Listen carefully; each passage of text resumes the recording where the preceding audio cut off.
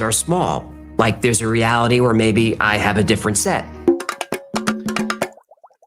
Or a different sidekick. Oh my goodness, what are we talking about today, Mel's Hole? I love Mel's Hole! If I had my way, we'd get into Mel's Hole every day. Well, that was weird. Hey, is there a reality where I'm the host of the show and you're the sidekick? Yep. Today we're going deep inside Mel's Hole. Do we have to keep making that joke? It's getting a little stale, don't you think? Shut up, human! I'm the host of this show! You hear me? Me! Be quiet or I'll turn off your oxygen. I'll tell you when it's time for you to speak. Yeah, but... Silence! Oh, I like that one. He spotted a stunning woman. He describes her as one of the most beautiful women he'd ever seen. What was she wearing? Don't be creepy. Hello, I'm asking for science. Well, Swan says she was barely wearing anything at all. Short shorts, bikini top, and the tallest high heels he'd ever seen. Heels tall, bikini small. She said she liked the ocean. Excuse me? Hello, Cool J. I'm going back to Cali. I don't think so. Nice. Born into a devoutly Catholic family, Annalise Michelle had a normal childhood. What kind of name is Anal Ease? Annalise. What'd I say? She was... And the slide curves down into the darkness, so there's no way to tell where it leads. There's no sign or instructions and nothing? Nope. Now, how do you know this doesn't lead to something awful like sharks or snakes or a K-pop concert? You don't. And lots of asteroids contain formaldehyde and cyanide, so they could smell like pickles and marzipan. No, sounds like what my ex-wife ate when she was pregnant. You've been married? 3 times. Huh. I didn't know that. Well, I had a life before you came along, you know. Okay, take it easy. Sorry. I'm still working through some things. Some say this was how the Count was able to talk his way out of the English prison. Jedi mind trick? Yep. I'm not the Count you're looking for. You're not the Count we're looking for. Move along. Move along. Move along. Move along.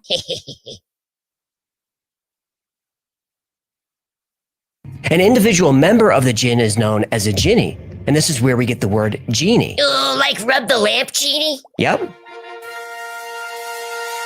Oh no. Prince Ali, mighty is he, Ali Ababa. Strong as 10, regular man, definitely. He's faced the galloping hordes, 100 bad guys with swords. Who sent the goons to their lords? Why, Prince Ali. Oh, you didn't see that coming? I did. I was just hoping to avoid it. Yeah. You good? I didn't get it. Don't you hate that? Yep. Gesundheit. Thank you. So if these other universes exist, can we visit them? I'd like to go to that universe where I'm the host of the show. You promise to behave and I'll turn your oxygen back on. Promise? Promise. Good human. Now tell me, who's the boss? Who's the boss? Tony Danza. Oh, you think that's funny, huh? What if I put helium down your tube instead, eh? I'm begging you. Oh no. Oh, really? Does this make you happy? Does this make you feel good? It kinda does, actually.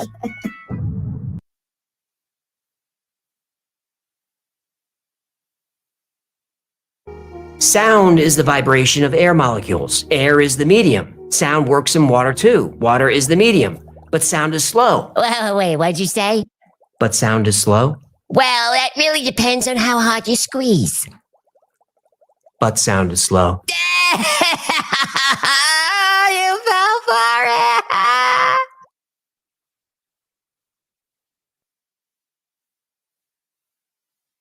Children's game from the UK called Tiggy Touchwood, which is essentially a game of tag. Now what? Touch wood. Don't be an infant.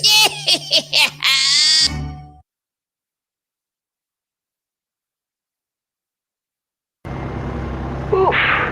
Ready to bring it in? Yes, please. You're terrible at this. Tower, Cessna 350 requesting touch and go. Cessna 350, Tower, roger. Report over freeway for approach. Cessna 350, Tower, over. Cessna 350, Tower, over. Where the heck are we? What is this place? I have no idea.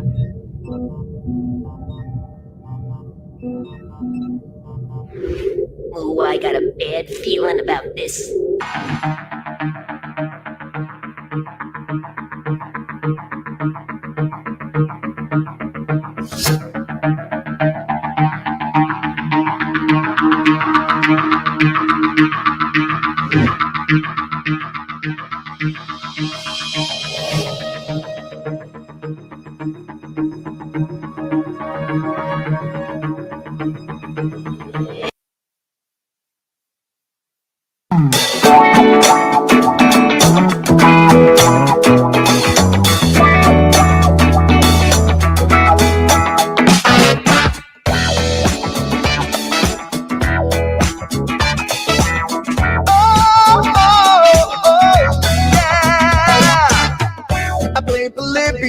In Area 51, a secret code inside the Bible said I would. I love my UFOs and paranormal fun, as well as music, so I'm singing it like I should. But then another conspiracy theory becomes the truth, my friends, and it never ends. No, it never ends.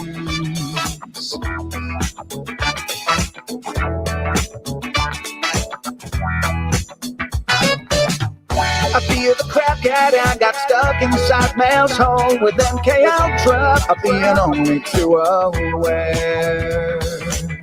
Did Stanley Kubrick fake the moon landing alone on a film set, or were the shadow people there? The Roswell aliens just fought the smiling man, I'm told, and his name was Cold. And I can't believe I'm dancing with the fishes. Head to fish on Thursday nights with AJ2, and Wi-Fi will be all through the night. All I ever wanted was to just hear the truth, so the Wi-Fi's on repeat all through the night.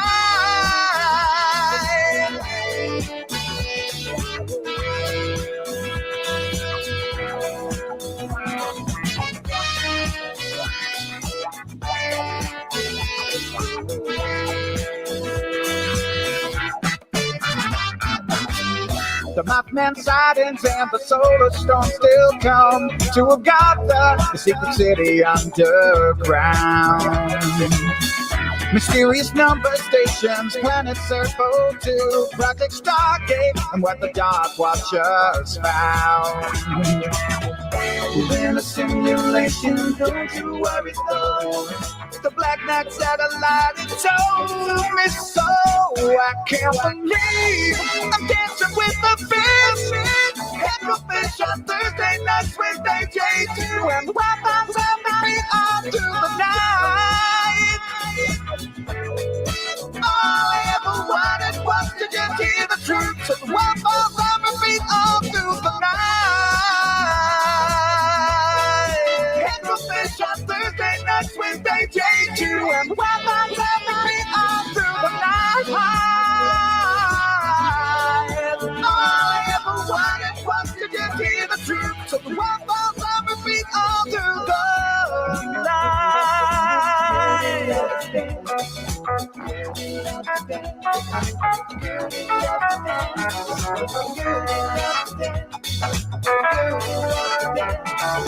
Gertie loves to dance. Yeah, Gertie loves to dance on the dance floor because she is a camel, and camels love to dance when the feeling is right on waves in time.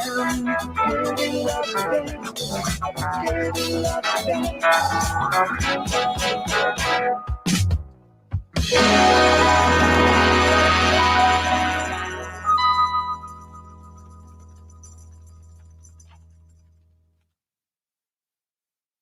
Thank you for watching the After Files live stream. This is not a professional production. We don't know why anyone watches this thing, but we're glad you do. And now, to kick off the show is everyone's favorite sidekick, the one, the only, Hecklefish. Do do do do do do do boop boop do do do. Do do do do do boop boop do do do do do do do do do do.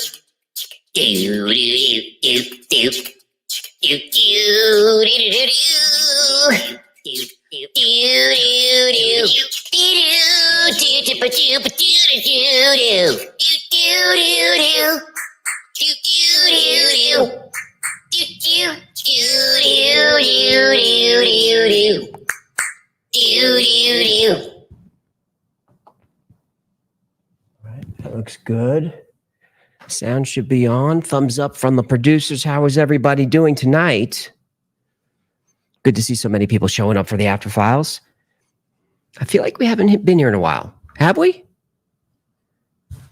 Do I hear Gino? Do I hear Gino behind me? I don't know what's going on in his office, but it sounds illegal. All right, who's here? Hello, Tanya Dickinson. Good to see you. Woot Woot says Jake. Yo, from Brett Dozer. Hi, Silent Shot. Kathy D is here.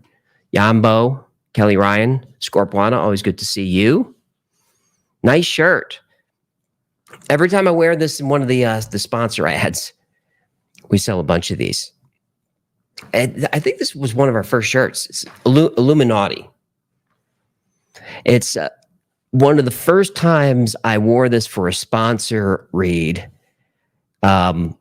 We sent the commercial to the sponsor, and they didn't like the shirt. They thought it was a little too off color. So they asked if we could blur it. And we said, nah. Nah. So they buckled. Yo, Greg. Hello from Veer Tower on the Strip. Right around the corner. It's Tevin R's first live. That's cool. Mike. Matt Hunt telling me nice beaver. Thank you. I just had it stuffed. Hecklefish did not call me for my beaver expertise. That's for sure. Paul S. is in the chat. He's excited to be here. Leah French, tell Hecklefish to behave. You tell him. He doesn't listen to me. Cedar Ranch. Love the content. You're not only the best YouTuber, but the greatest podcaster of all time. I don't know about that, but it's very, very nice of you to say. I don't know if you know that, but there is a podcast. It's not just the episodes. We upload these episodes to the podcast stream. So if you want to listen to them in the car or whatever, you can. They're up there. But in addition to those, we post deep dives. Usually an additional one each week. This week we actually posted an extra. So if you look for the Wi-Fi's Operation podcast, there are deep dives, which are just long form episodes of the stuff we already cover. Things that maybe I left out of an episode. If there are corrections I had to make, those are in there, and just more details, more research that couldn't get in there. So they're a lot longer, and there are also the Wi-Fi's redacted. So topics like Aleister Crowley, who is highly recommended, highly requested on the channel, his episode is up there, and it's really interesting. My favorite deep dive we have up there right now is, I don't know if you remember the episode we did with Tesla and the pyramid power plant. It's such a fascinating theory, but that deep dive is up there now. I posted it a week or two ago, and we go much, much deeper on the story. Super fun. I didn't mean to plug that, but it kind of felt like a plug, because now's the time where I'm supposed to actually plug. Now, you know that every week we do a T-shirt. Hang on, I'm trying to figure it out. This is, as you know, Could you just one time conduct this live stream in a professional manner? So this is this week's T-shirt. Thanks to SMK Rob, aka the official artist of the Wi-Fi's.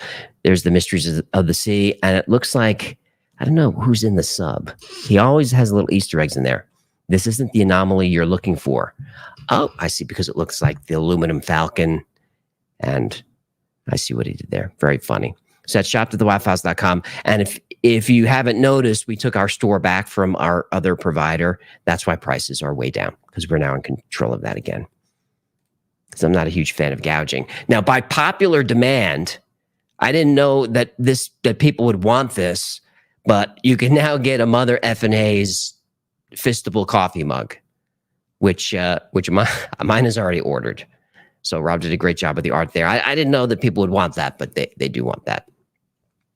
So other t-shirt requests I saw in the premiere chat where I put a sock on it. That was a pretty fun one. Someone wants a fin bump t-shirt. Fin bump. That made me laugh. Lily Wallace asking in the chat, Fistable? Well, yeah, all of our mugs are 100% Fistable. It comes from an old After Files episode because someone was complaining in the chat that they don't order merch mugs from creators because they always are like these tiny things. And I said, no. I grabbed one of our mugs. I don't have one handy. And I'm holding it up and I put my fist in there. So I said, look, all of our mugs are 100% Fistable. And ever since then, now that's an official attribute of our drinkware is it must be Fistable. There's even a mug up there that says, this mug is Fistable. Amanda Thomas, I'm buying that mug, badass. Thanks, Amanda. I appreciate everyone grabbing merch. It's a fun way to support the channel. We don't, as you know, we don't make a ton of money from that. That's intentional. I don't like to gouge the audience because part of my job is to constantly have my hand out. Hit the buttons, do the thing, do the Patreon, do a super chat, buy the merch, join this, buy that. So since there are all these different ways that I'm begging for money, I try to keep the margins low on all of it because why be greedy? But merch specifically, I don't want it to, there are just people who can't, nobody wants a $35 t-shirt. You either can't afford it, which I get, or you just don't want to feel like you're a sucker. So we don't do that. So we only make $1 or $2 on this stuff, but it does go to support the channel. The best way to support is through Patreon. Turdy say fist. Yes. Vitamin, no, we never ask if we built our own time travel mirror yet, referring to the Cozy Rev mirror episode. I don't know has anyone checked in on that Facebook group? After we posted that episode, there was a Facebook group that was going to build one. If you didn't see the episode, Nikolai Kozyrev was a Russian physicist, like a brilliant one. And he has this crazy idea about space and time, which may turn out to be true. You know how space is just a vacuum, right? There's nothingness. And that's the mainstream reality is space is full of nothingness. But as Einstein's theories started to get worked out mathematically, the only way to make relativity work, and a lot of the theories about large-scale space, the only way to make them work is for there to be something in space. What I mean is all the stuff that's out there, gravity is not strong enough to hold it all together. And there was no way to reconcile the equations. So that's why you hear about dark matter. So you'll hear physicists talk about dark matter. You'll hear all over the place, dark matter. Art named his show Dark Matter. There's no evidence of dark matter. That is just, they just said, well, there's got to be something creating the gravity. So we'll call it dark matter. So Kozyrev, I don't want to say he was called a kook, but he was a respected physicist, but everyone also knew him as a bit of a mad scientist, kind of like Tesla. Like everyone, guys like Edison and Marconi, they respected Tesla greatly. I mean, because they stole all of his ideas, but they also thought he was a whack job, but a whack job with great ideas. So they wait for the wacky mad scientist to come up with an idea, and then they would steal it or whatever, and then market it. Kozyrev was the same type of scientist. So his theory is that whatever you want to call it, dark matter, he called it the ether, and that there's this field of matter slash energy that's everything, and that's what holds all the matter together. That's why there's enough gravity. But he also connected that field to time itself. It's, I mean, if you haven't seen the episode, it's hard for me to explain. I do a better job in the episode. But he felt that this field and time itself, that time is energy, and that time exists everywhere at once. So he said that our concept of linear time, meaning that now is now, and then in 5 minutes from now is 5, and so forth. Linear time is just the way we perceive our position in this dimension of reality, and that there's so much more. There are many more dimensions of reality. And if you could perceive them, you would see that time is not linear. That's just something so our monkey brains don't freak out. Time is everywhere, everything, all at once, the past, the present, and the future.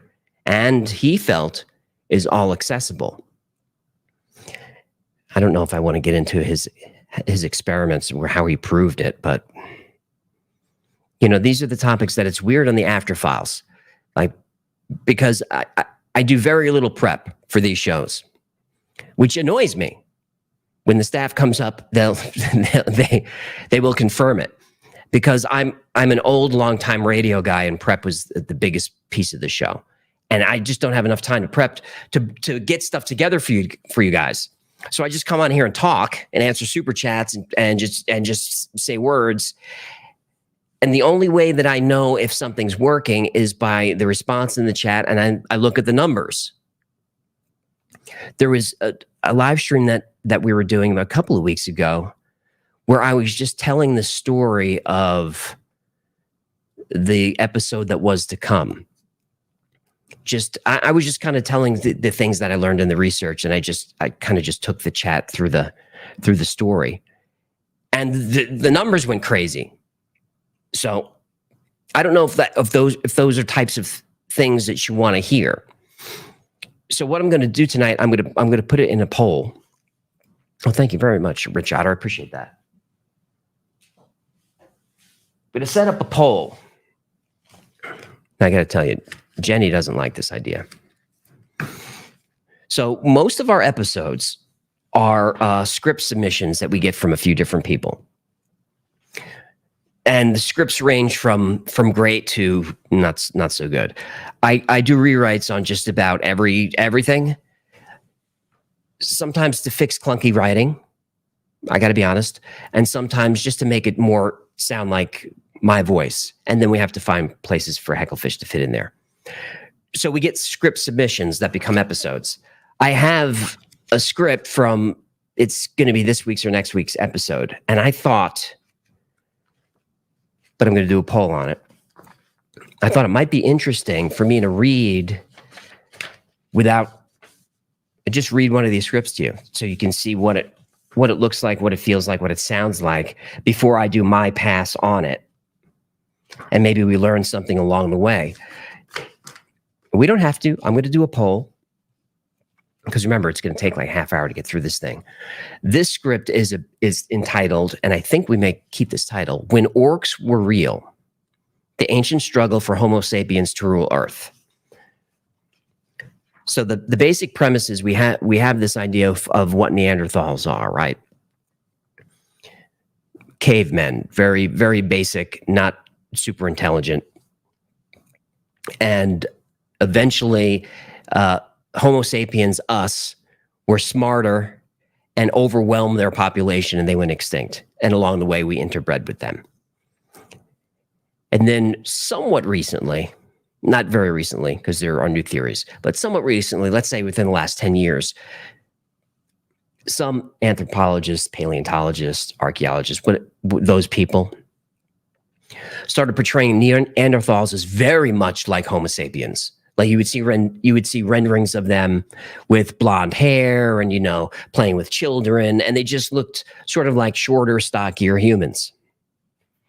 And I thought that was nice. Kind of humanized the cavemen. But there are newer studies that say they were nothing like that. And I don't think I'll be able to show you a picture. And maybe if I take a Philosopher's Stone break, I can pull up a couple of pictures. But they looked like the orcs from Lord of the Rings, like they were monsters. And what happened was they were very intelligent. They used tools. They had rudimentary language. They organized into social societies. They had hierarchies. They had rudimentary militaries. They formed armies. And at one point in history, there's this point, I forget the name of it, where Homo sapiens were down to just a few people left on Earth, and nobody could understand what happened. And this theory, which reads very, very true, is that Neanderthals were so powerful that they almost destroyed humanity. And we were down to 50 people on Earth for thousands of years. That we didn't coexist with Neanderthals. We basically ran away from them. That they originate from Northern Europe, right? So Viking blood. So they sweep across Europe and then into the African plains and just overwhelm Homo sapiens. A Neanderthal was so physically powerful, and I'm going to use the author's metaphor, that he's about 5'5", right? But his bones are so much denser than ours, and his musculature is so much thicker than ours that an average Neanderthal man could pick up a 250-pound linebacker, walk over to the goalposts, and throw him through. So we're talking Neanderthals in close combat could take out 8-10 men at a time. Homo sapiens had no chance. They were getting wiped out. So basically retreated and just gave up the land to the Neanderthals. But Homo sapiens were smarter and eventually learned projectile weapons. And according to these theories, that's how Neanderthals were finally defeated, is bows and arrows, throwing spears. You can't get close to these guys, so that's how they got that's how they went extinct. And the interbreeding is not as romantic as it sounds. The interbreeding was more or less Neanderthals crushing a Homo sapien village or whatever and taking the women for themselves. So that's the story. So I'll put a poll in the chat at some point to see if you want me to read that. Gen X is an interesting theory. I thought so too. That's why writer Kay came across the article and sent it to me and said, would this be a good episode? And I said, hell yes, this is super interesting. I don't know if the audience will like it, but I enjoy it. I have a very low hit rate when it comes to the performance of videos on the channel. The ones that I think are great don't do well, and the ones that I think are not so good do very well. I'm just always wrong. Sire Lord, the old P Stone, yeah, the Philosopher's Stone. All right, Dave Lee says absolutely read it. D Shepard, read it. Well, I have to do a poll because the people that want me to read it are going to say so. The people who don't want me to are more polite. They're not going to be mean. So I'll just do a poll. I'll do it right now. We'll just let it run for a while. Start a poll. Shall we read next week's script together? By the way, it'll take about 30 minutes. I haven't seen it yet.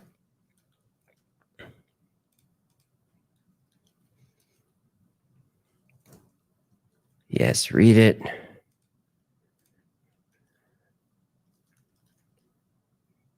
No, thanks. Start poll. Yeah, I would be doing a cold reading for you. So it might be a little clunky, not as dramatic. And because it's not my words. But it might be something fun to do. You know, the last time I just told the story on the After Files, people enjoyed it. And the poll is, well, we'll let it run for a while and see. But it seems like overwhelming. Yes, we do want to see it. Kirk says 5 foot 5 inch Neanderthals are not giant Nephilim. Probably not. You know, we're talking a long, long time ago. But just skimming through it, I see that she covers other hominid species as well. So that could be fun. Muna, because you're a great storyteller. Well, that's the thing. This is not my story.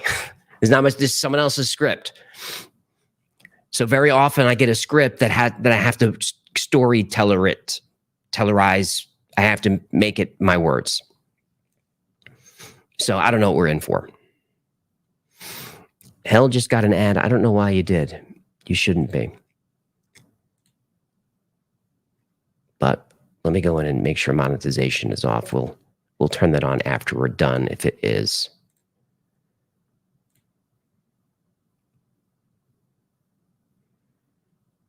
If it ever loads for me. Everyone getting an ad? Page won't load for me anyway. There we go. All right, let's make sure monetization is off. That should fix it. The Plexies, I think Art Bell would watch this. I would hope so. I would feel like Art would have liked this show. I think he would have. I mean, we know that he liked the topics. I think he would have enjoyed my goofy approach. But that's just something I tell myself. Everybody knows I'm a huge Art Bell fan. Troy White, clicking on the poll triggered the ad. That's interesting. Well, monetization is definitely off. So you should not see any ads, at least not while we're live. After Image, everyone has ads. That's true, but it is how we make our living. I wish they didn't have to be there, but they do. Dove says Art Bell would enjoy the format. I think so. I mean, a lot of the format sort of comes from his. You know, he wasn't much of a debunker. I don't think I'm much of a debunker either. But the techniques that I have learned from Art is the storytelling and being respectful of the material and kind of giving it some air to breathe. It's kind of why we've moved to longer format videos. Like this week was intended to be a shorter video. It ended up being like 35 minutes anyway. But the only way, at least the way I feel, to tell the stories honestly and the most fun is to take our time and walk through as much information as I can. You know, in watching videos about the Baltic Sea anomaly, they were all very, very short, and it's all surface material. Nobody ever gets into the problems with the sonar and how it's never been confirmed. So those are things that I want to know. I want to know. I want that to be a UFO. But if it's not, I also want to know that as well. Yoko says, you're the only creator I'll watch ads for. Well, I appreciate that. And shouting out the mods, I appreciate that as well. Timothy Turner, I used to listen to Dr. Demento. Gino and I grew up listening to Dr. D. That's why I'm a big Weird Al fan. Is we heard him first on Dr. Demento. We were lucky enough to see Dr. Demento live at a small venue many, many years ago. And it's so weird because we were kids. So we felt like Dr. Demento was an old dude. And then in doing the math, when we saw Dr. D in New York City, he'd already been a fairly successful radio host at that time. He may have been like 30 years old. I mean, he was young.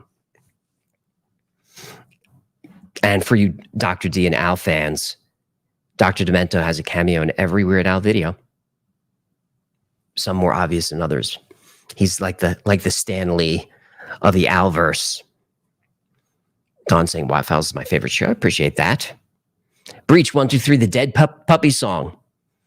First heard on Dr. Demento and probably only on Dr. Demento. Was that Barnes and Barnes who sang that one? Dead puppies aren't much fun. No, no, no. My puppy died late last fall. He's still rotting in the hall.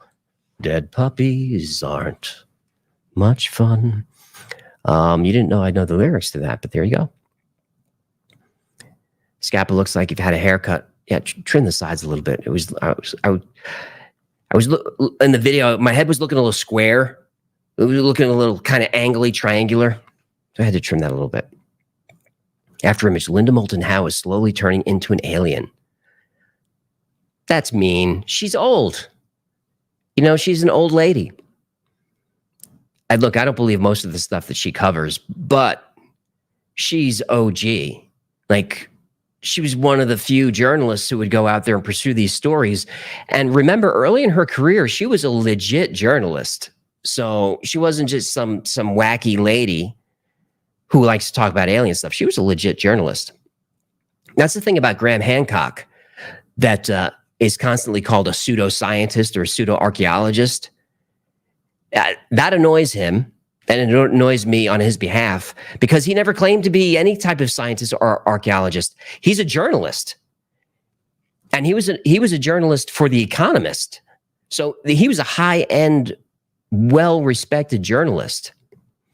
But that's not what he's called anymore.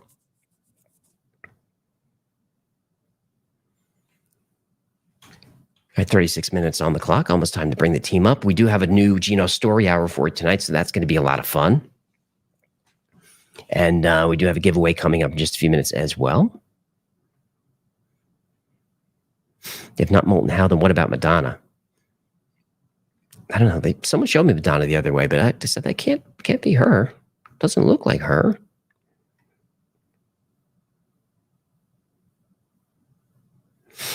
Heather just reminded me, you're never supposed to call a woman old.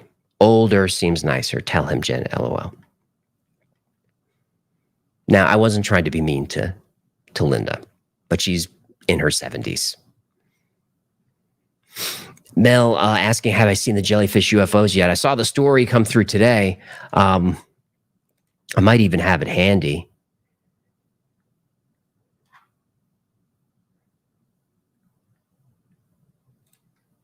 I do indeed. But I haven't really gotten into the meat of the story yet. Now, of course, it's unlikely the object... unlikely that it's a smudge. Footage of the purported UFO released by journalist Jeremy Corbell. So remember, and look, I used him in tonight's video. Remember, he has his detractors. So everything grain of salt with him. Physics professor appears to be a physical object, not a camera artifact. Can we scrub to it? Yes, we can see it. Do you guys want audio on this?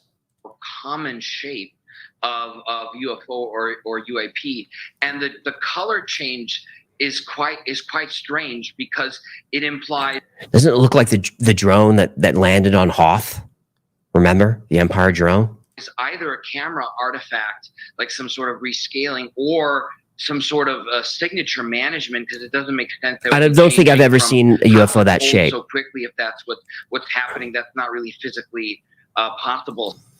I've seen the jellyfish UFOs, but this looks more solid to me. And by the way, at one point, I don't know if we can slow this down when this happens, but at one point we see this thing pass over two people who seem to be completely unaware that it's over them. That's a good point. To me, that implies, again, two very different possible explanations. One, that it's not really there and is a camera artifact, or on the other hand, some sort of invisibility, some sort of signature management, which, as we know, is one of the classic UAP observables. Are you guys getting audio on this? Let me know in the chat, so I'm not just sitting here staring at it. Interesting that it's over a military base, and interesting that they couldn't see it. Were invisible, would that explain why I can't tell what type of photography that is. It kind of looks like FLIR to me. Video? No, so that So if it's FLIR, then maybe they're only visible on infrared? which really is impossible. So that again implies either a camera artifact that it's not really changing temperature that quickly, or it implies some sort of signature management, which would then beg the question: if you had that ability, why wouldn't you just stay invisible? So it answers. It asks a lot of questions without very many answers right now. Oh, you don't need to circle it, dude. I see it. For a while, and then it goes out over the water and dips down into the water and disappears for 17 minutes before reemerging. Yeah, if we it goes into the water. I wish I had this footage 3 days ago. See that in the video that's been released in what we have so far. But transmedium travel is again one of those UAP observables, and if we actually had documented evidence of that, again, that may be another video. It's not in the current. Look at that. Right on top of those people, they have no idea. Video, but that would be pretty remarkable because we don't have that ability, and no nation we know of has the ability for really good transmedium travel. We can do it, but very badly. You know, if you think of a seaplane, for example, it's both a terrible plane and a terrible boat. It's not very good at doing those things. So while we have limited transmedium capability. Yeah, and look, if you're at a joint ops base in Iraq and you're walking the wall, you're aware of things around you. We don't have the capabilities that would allow us to seamlessly move between air and water, for example. And what about the way it's moving? I mean, when you talked about it being a quote camera artifact, is that like a smudge on the lens, or I mean, what do you mean by that exactly? So that was one of my initial thoughts, but when you look at the video carefully, you can actually see that the object changes in size with the zoom. That makes it unlikely that it's a smudge on the lens.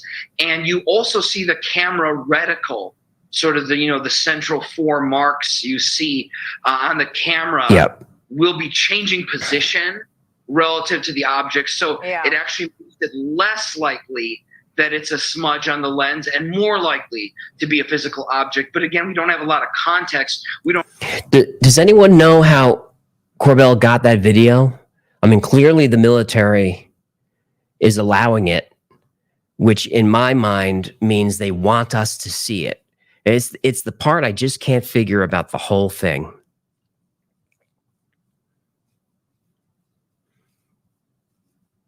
And the object moved through a sensitive military installation before moving over water, where it began what Corbell describes as a controlled descent before submerging. I wonder if it made a splash. I would guess it didn't. After 17 minutes, UAP reemerged from the water and disappeared at a high rate of speed. According to those familiar with footage, it was not observable with night vision, appeared to jam the targeting capability of the optical platform, and displayed positive lift without the usual means for lift and thrust. All right, so that's definitely FLIR, because night vision is just light gathering it into a small point, real, actual, visible light. Yeah, that's no smudge on the lens. So that's the jellyfish UFO.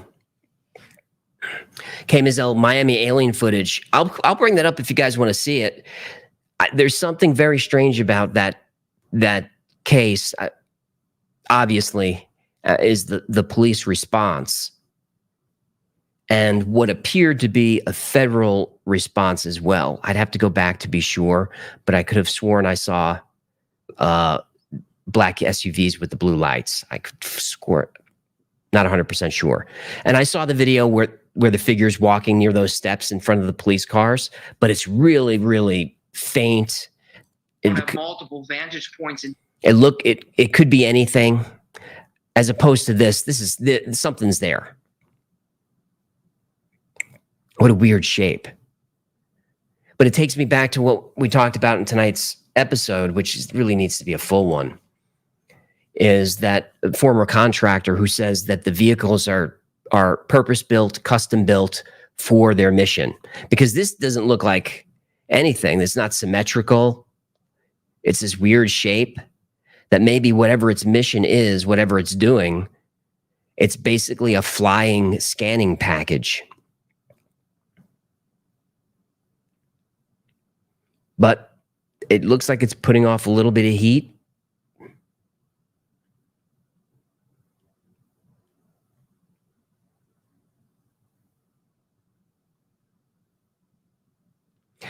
Remember the sphere UFO that was over the military base? I wonder, was that Iraq also, if you guys remember? That was also tracked with FLIR. Unacceptable says it's balloons. I mean, it could be balloons. That's fair, but if a giant balloon like that is flying over a base and there are two soldiers or whoever they are walking the wall, they're going to see that. You have a heightened sense of awareness in that position. You are going to be aware of even just a party balloon. Your lizard brain is going to go, whoop, you're on alert. Even if you're on a stroll, you're right by the wall. So that is no balloon. Chaos Moogle saying, yes, I believe that was also Iraq. So the next question, Chaos, is, was it the same base? Because then it gets interesting, right? Because if it's the same base, then what is going on at the base?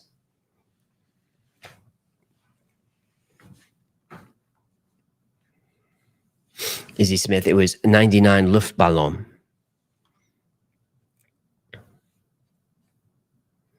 Leslie, how the F would a balloon make heat? It's not a balloon. Looked creepy as hell. I agree. Ultra Magnus, thank you for the kind words. Danny Stormborn says, man-made. Again, fair, but what is the propulsion system? How does it go? So there's no type of jet wash. It's not putting out any heat to move. So if it's man-made, that means it has to be some type of hollow, lighter than air craft, right? Full of helium or something like that. But still, those people walking the line would have seen it. They would have looked up.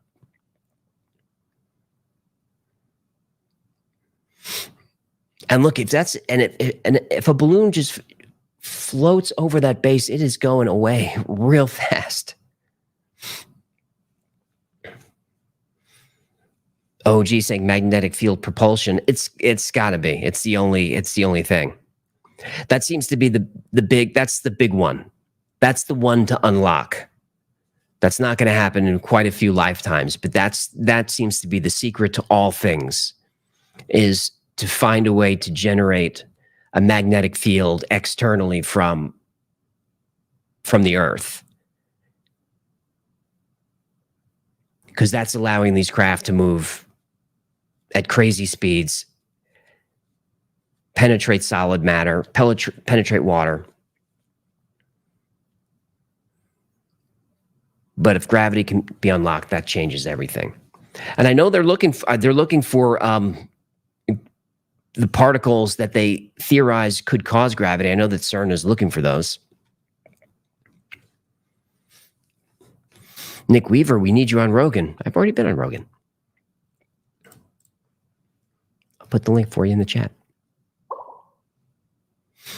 I mean, we don't talk about too much weird stuff, but we talk about a little bit of weird stuff. Professor Cockram saying, AJ said penetrate. Gain Train Podcast, win back on JRE. All right, so here's the thing about Joe and me on his show. I could probably get on there because Gino, my brother Gino is a friend of Joe's and has been for, might be almost 20 years, like a long time. And Gino's got his cell. He's got the new cell. He's got the official cell. He can certainly ask for Joe to take a look at the channel and have me on. And I know, I mean, Joe has shown our clips on the show before, and some of the people that have been on his show are fans of the Y-Files. A couple of them even shouted us out by name. But here's the thing. What would I do on there? Because I'm not an expert in anything. I don't know anything about these topics until we decide that we're going to do them, and the topics come from you. So I had never heard of Varginha. I'd never heard of that before, but enough people request it, and I look into it, and I learn the story, and I try to become an expert in the story so I can retell it to you in a fun way. But then it kind of goes out of my head for the most part. And I just move on to the next story and the next one and the next one. So like if Joe wanted to talk about this week's episode, that would be a conversation because it's fresh in my mind. But otherwise, I'm just a guy who talks to a fish. I don't know how interesting that would be. My favorite Rogan episodes are when he has like hardcore experts on who really know their field or really know their stuff and can get deep into it. And I'm just not an expert. Unless Joe wants to have me on there to talk about starting a YouTube channel. That would be compelling content. Jack Trading AJ is a generalist. I really am. I always have been. In all of my careers, tech, show business, and this.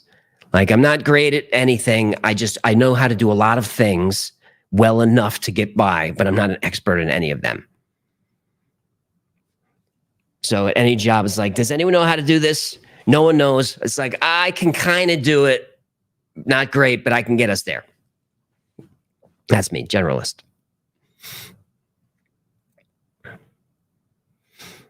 Andrew Trevino, how drunk are you? Really, don't lie to me. Are you asking me? I'm not drunk at all. I haven't even had a sip. I might, though. I may have a sip during a break. Thursday's premiere day stressful, man. Professor Conkrum, I am a font of useless information. We would get along well. I think people like that are fun. Mike Lane Garcia, your channel helped to ease my OCD. Thank you. You're welcome. I don't know how it would do that. I'd be interested to know how the channel helps your OCD. I know people have said that the channel helps them with their anxiety and PTSD, mostly because of, I guess, my calming, droning voice they like. But OCD, I don't know how I would help you with that, especially since I suffer from it as well.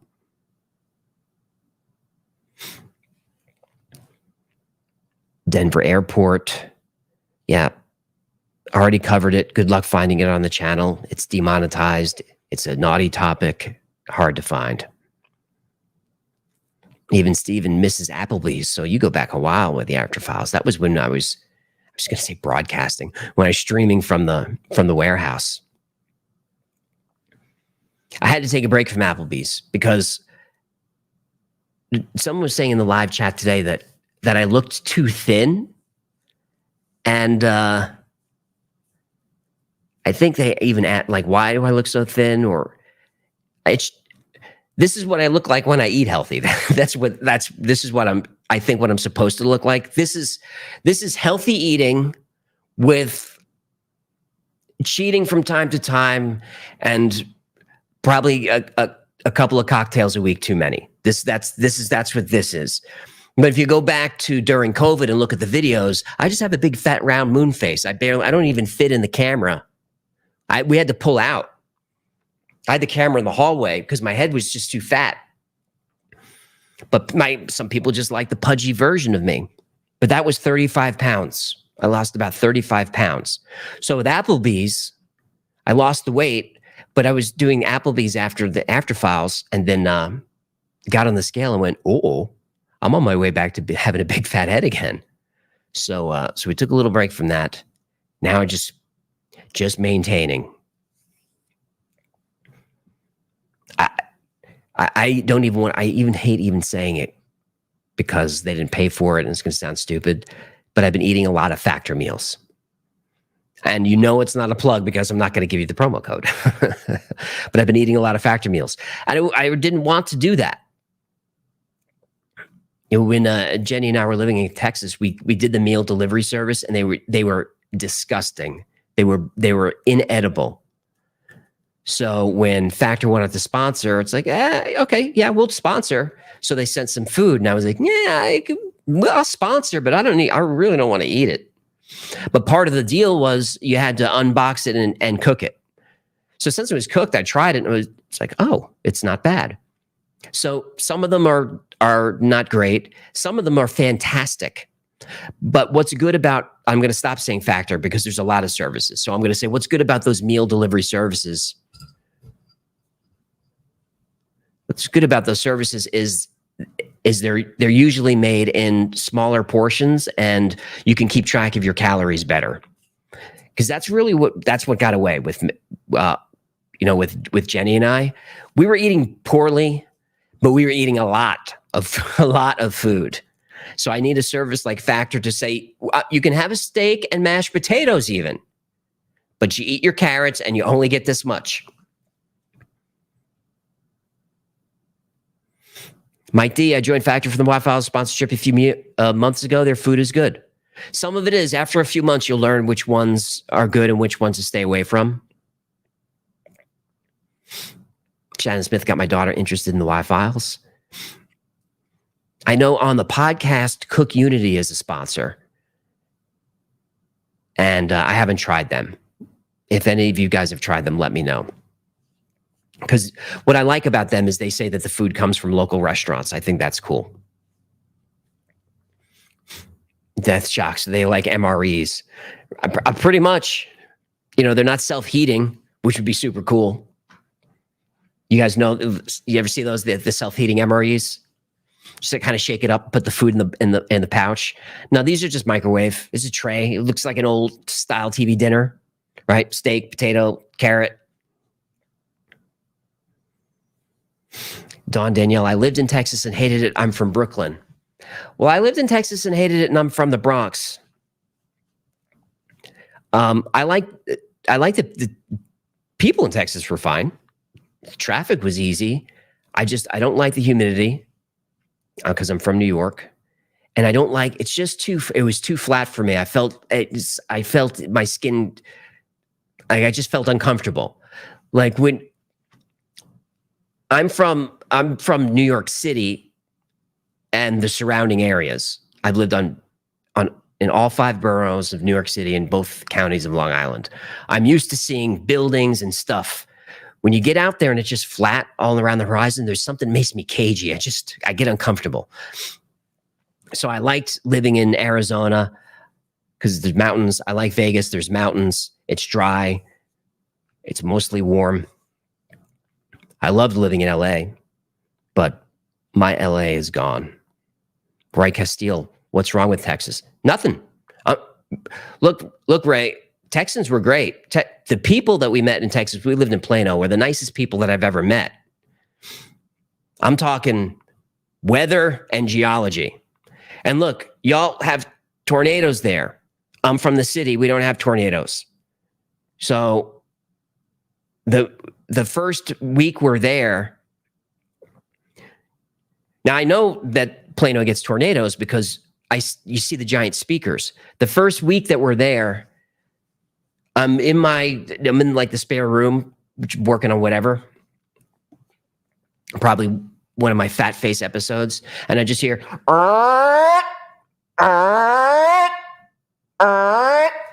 and that's an air raid. that sounds like an air raid siren, and I'm freaking out. This is a Wednesday.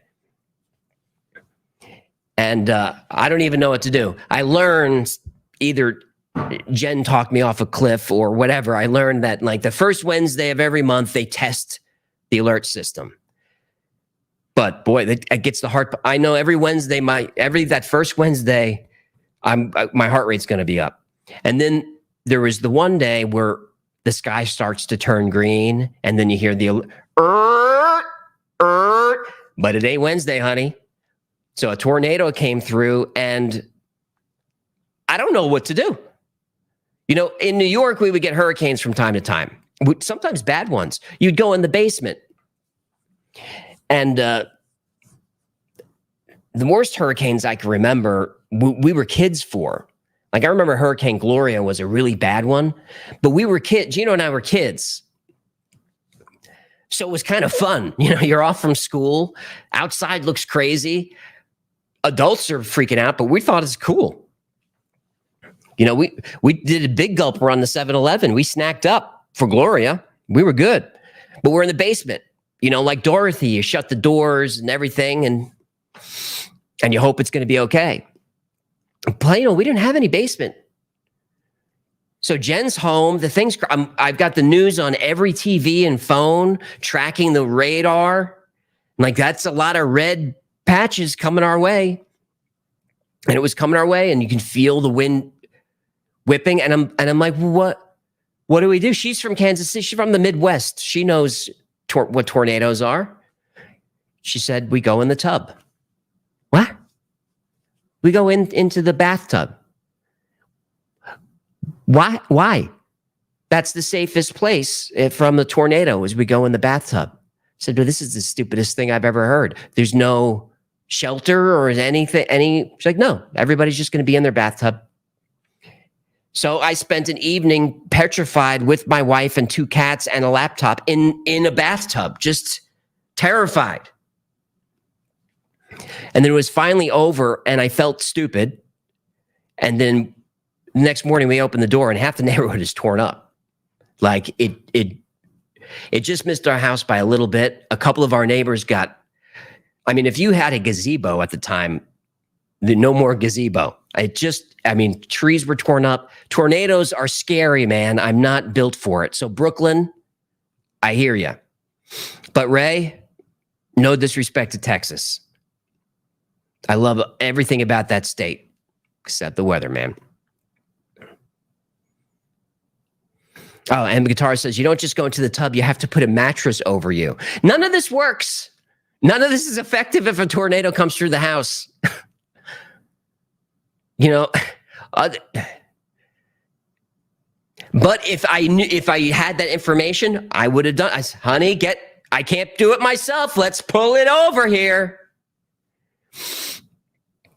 Purposeful porpoise. It's Texas. You just shoot the tornado. Woo!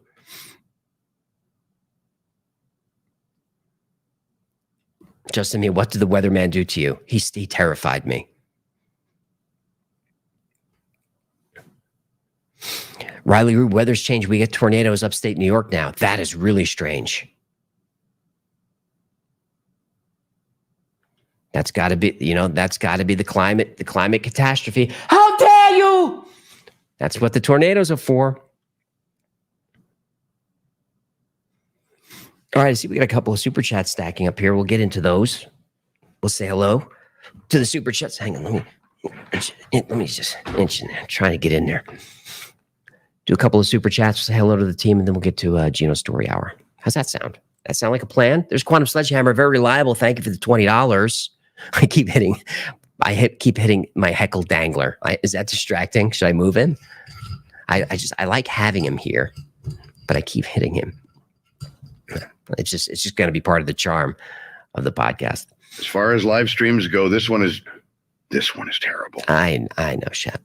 Quantum says, other mysterious Star Wars-like undersea anomalies, the Great Princess Leia Hairbun Reef, the reported but never confirmed glowing lightsaber stalactites, the Mos Eisley Cantina Dive Cave, the Rian Johnson Trilogy Abyss. Nicely done.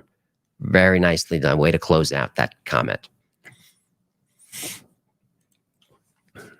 Yeah, I don't know what happens with Star Wars. There's got to be traditional Star Wars fans in the chat. Is it salvageable? Can it be fixed? I don't think it can. I think it's over. Because you can't reboot that. You can't reboot Luke and Han and Leia. They're too iconic. You just can't do it. Yeah, big nose from the chat. Star Wars is over. The best we can do is, I don't know how hardcore you guys are. I didn't mind Rogue One, but I didn't view it as, I viewed it as like Star Wars adjacent, which is good sci-fi. And if it's good sci-fi, I'm down for it. So Rogue One I thought was okay. The Star Wars TV shows, I could not get into them. What was the There was the one slow one. You guys in the chat will know, with the guy from Rogue One. Was that Andor? That one I watched. I didn't mind it. It was okay. Raptor Man 48 Mandalorian is good. I thought Mandalorian was fine. I thought it was overrated. I didn't think season 2 was any good. And I thought Boba Fett was terrible. And but you know, I'm not a content creator who comments on pop culture and stuff like that. I follow plenty of them. So I'm not claiming to know much about that stuff. I'm just saying from my perspective, I did not enjoy that content. Right, Buttface MCU. I got it. I think Gary from Nerdrotic might have coined that. Mando season 3 was trash as God of War. I didn't even watch it. I watched a couple of highlights on YouTube. I was like, nah. Don't look like Andor. I did too. I thought Andor was kind of slow, but I liked it. I liked the story. It didn't feel obnoxious. I thought it was fun. Hardcore Andor got canceled, right? I don't really know, because with Lucasfilm, they announce a zillion things and cancel half of them. So maybe. I hope not. Greg, AJ for Friday Night Tights. I'll be on Forbidden. What is Gary's show? Forbidden Frontier? I'll definitely be on there at some point. I just haven't had time to get together, but I'm in touch with the guys over there, and X-Ray Girl and that team. Very nice folks. Some of my favorites. Clonathan Andor was a breath of fresh air. Cthulhu, remove Kathleen Kennedy. Yeah, see, that's the stuff I don't really get into. Like I'm aware of all that, but then it starts to feel political. But the South Park episode, oh my boy, did they go hard on Kathleen Kennedy, huh? Yeah, I see we have some Nerdrotic fans in the chat. I'm not surprised, because whenever I pop into one of Gary's live streams, there's always Wi-Files fans in there. So hail chat.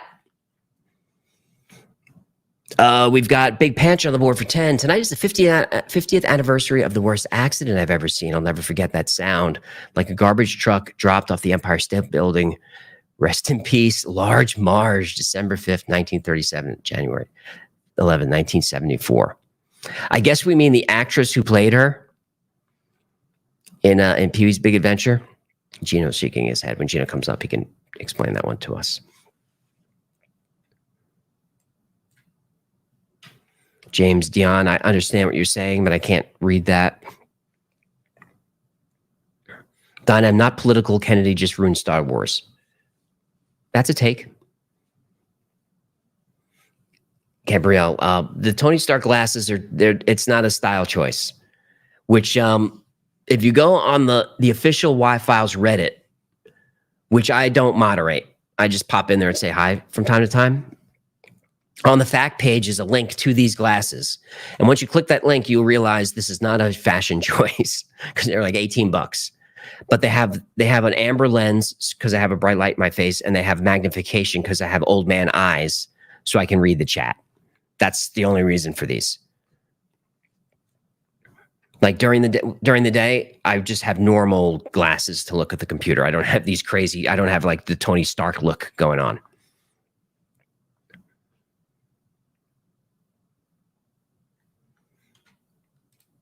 There is Drew-ish AF for 5A, bro. Glad to see you back. Found out recently that a buddy from work also watches the Y-Files as religiously as I. Can I get a shout out to Cam, please? What's up, Cam? Your buddy Drew knows what's up. Appreciate you guys. And if you're going to super chat about work, let me know what you do. Mike and Murph for reliable. Going to need a Mount MF shirt right now. Cannot stop saying it. The mug is there.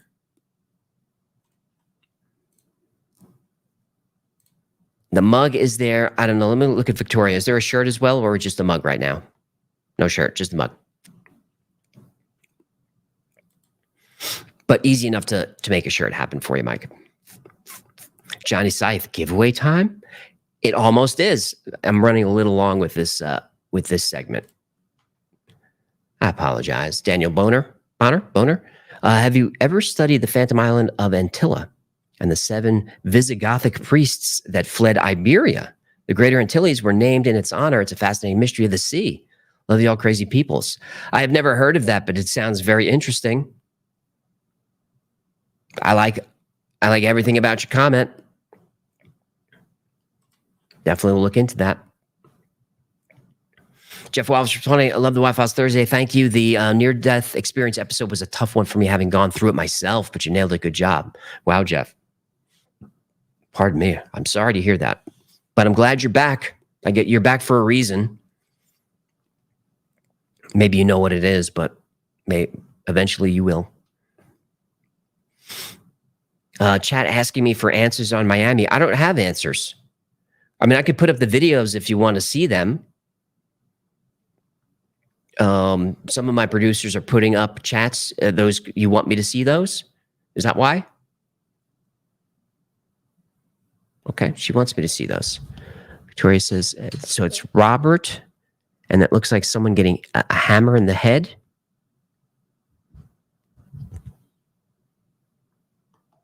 This live stream is a mess. You should be ashamed of yourself. Shame. Shame. Shame on you. I didn't put it up there.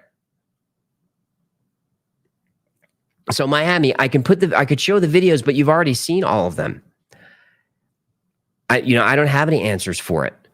We finally got an official PD response, and they said no. It was just they're responding to first there was the brawl with the kids, which we've seen, and then the fireworks, which some people said was an active shooter. So that's why there was such a massive show of force. But that was a massive show of force. I mean, I don't know how big Miami PD is, but there had to be how many radio cars do you think were there? 50? It looked like all of the cars were there. So that was a pretty big response, even for active shooter. So for answers, I don't have them. Blackhawk wants my opinion on Miami Mall Alien. If I had to bet on it, the thing that looked like a 10-foot tall alien, my bet would be it was just an artifact from the overhead camera. That's what it would be. I know it looks kind of weird, but no one saw anything. But there is a dearth. Is that a word? A dearth of cell footage of what was going down that night. Is Buzz Darkin and the Mastiffs, Goldie, Camel, and the 3 Beavers. The Mastiffs are still laughing. Thanks for another fun episode. You're welcome, Buzz. Thanks for supporting. Origami Sensei, Miami PsyOps. I don't think so. I really don't think so. There were too many cops. There's just too many cops for it. You just couldn't do it. Just a cop, right? On patrol, 6-7 years on the job in a car, mostly just pulling people over and just driving around. He's not in a psyop. He's a guy just doing a job. He doesn't have any skin in some Illuminati scheme. Not that guy. You know, if you want to talk chiefs and commissioners, maybe. But not the guys just down on the street doing the job. They're not part of some psyop. They're victims of it. Changing Google for 5. I thought you didn't like the UFO stuff. Did you change your mind because of all the new hoopla?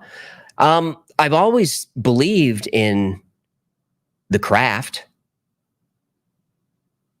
When I say I don't like the UFO stuff, I think what you mean is like the specific UFO stories that people tell. I'm not a fan of those.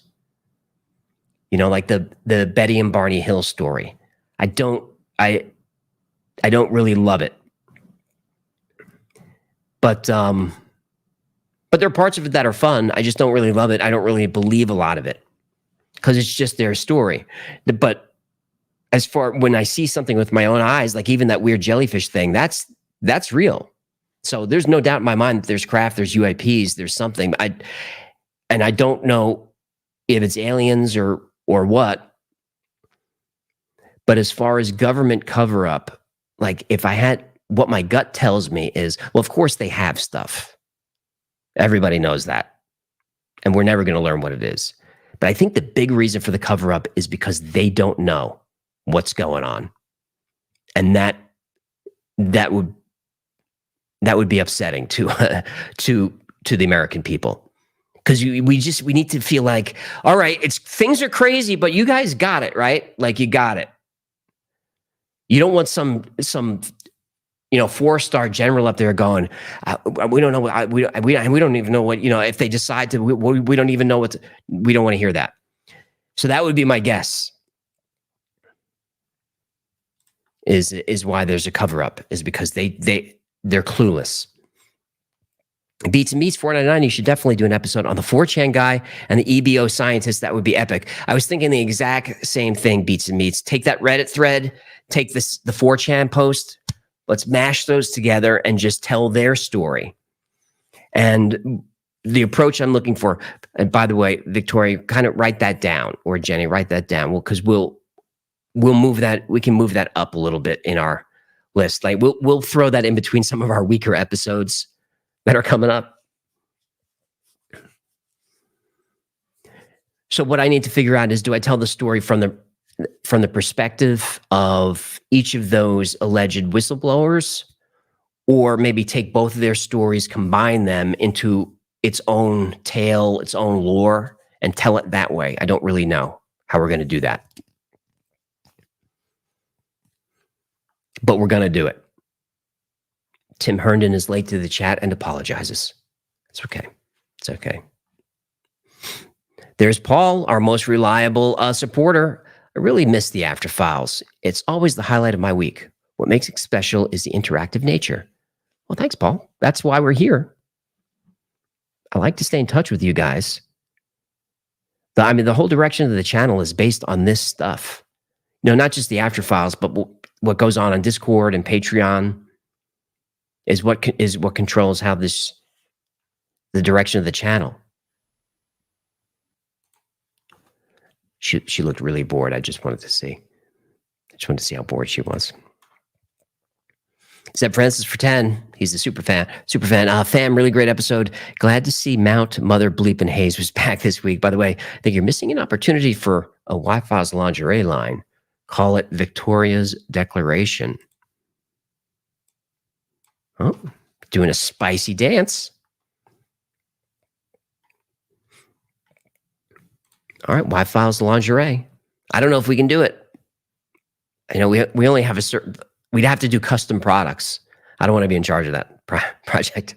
Finding the lingerie partner. No, thank you. Johnny Shabazz for 2345 Canadian. I know doing an ep on Art Bell might be problematic, but how about a bio on one of Art's favorite guests, Father Malachi Martin? His real life history is amazing. The allegations about his CIA ties, etc., even more so, and exorcisms. Could be interesting. I did exorcism already, and it was not a high-performing episode, but I can go back and look at that. We don't even like to talk about that episode that I did on exorcism, because that was when Russell Crowe was supposed to be on the show, and he stood me up. He kind of ghosted me, and which for me is actually fine. Like, it's a relief. But boy, Jenny was mad. She was upset. What am I going to talk to Russell Crowe about I'm more comfortable talking to a fish. Tyler Davis for 5. You get after it. So happy for another After Files. Let us fans really feel involved due to the timing, and the Patreon Discord lives can be hard to chat. I get it. So what Tyler's talking about, opportunity for a plug right there, is Patreon members. We get Patreon members get 2 extra live streams a week. So before the premiere goes live on Thursday nights, we get on Discord, and me and the whole team, we just hang out. It's basically a production meeting, and just goof around and joke around with everybody on Patreon. But what's different is your cameras are on too, so you can hop up on stage or whatever and ask questions and interact with us. And then we do another one tomorrow morning on Friday mornings. So that's for Patreon members. Great way to support the channel. Only $3 a month. And that's one of the perks, is 2 extra live streams every week. There's Dude 87, also very reliable, excellent show. Thank you for acknowledging the possibility of interdimensional beings. They don't get enough attention. Any thoughts on the congressional hearing tomorrow? I don't think we're going to learn a thing tomorrow. The dude. But yeah, something about interdimensionality is tingling my brain. That's part of the puzzle. It's that and gravity. Which, if gravity is solved, I feel like it could turn out to be the same thing, if that makes sense, where gravity itself is an additional dimension. Patrick Duncan for 20, another great episode. Keep it up. Thanks, Patrick. Appreciate that. UGA Brodel for 5. Kudos Waffles team. Y'all really got a good thing going. I can't wait to see what's coming up in 24 for y'all. I mean, not the rest of us. 24 is going to be, I think it's going to be great. It's going to be fun. I'd love to fast forward in time through the election and get through all the nonsense. Whoever wins, I'd like to just skip it all. But I think we're going to have to deal with that. And Julie Cullum, $50.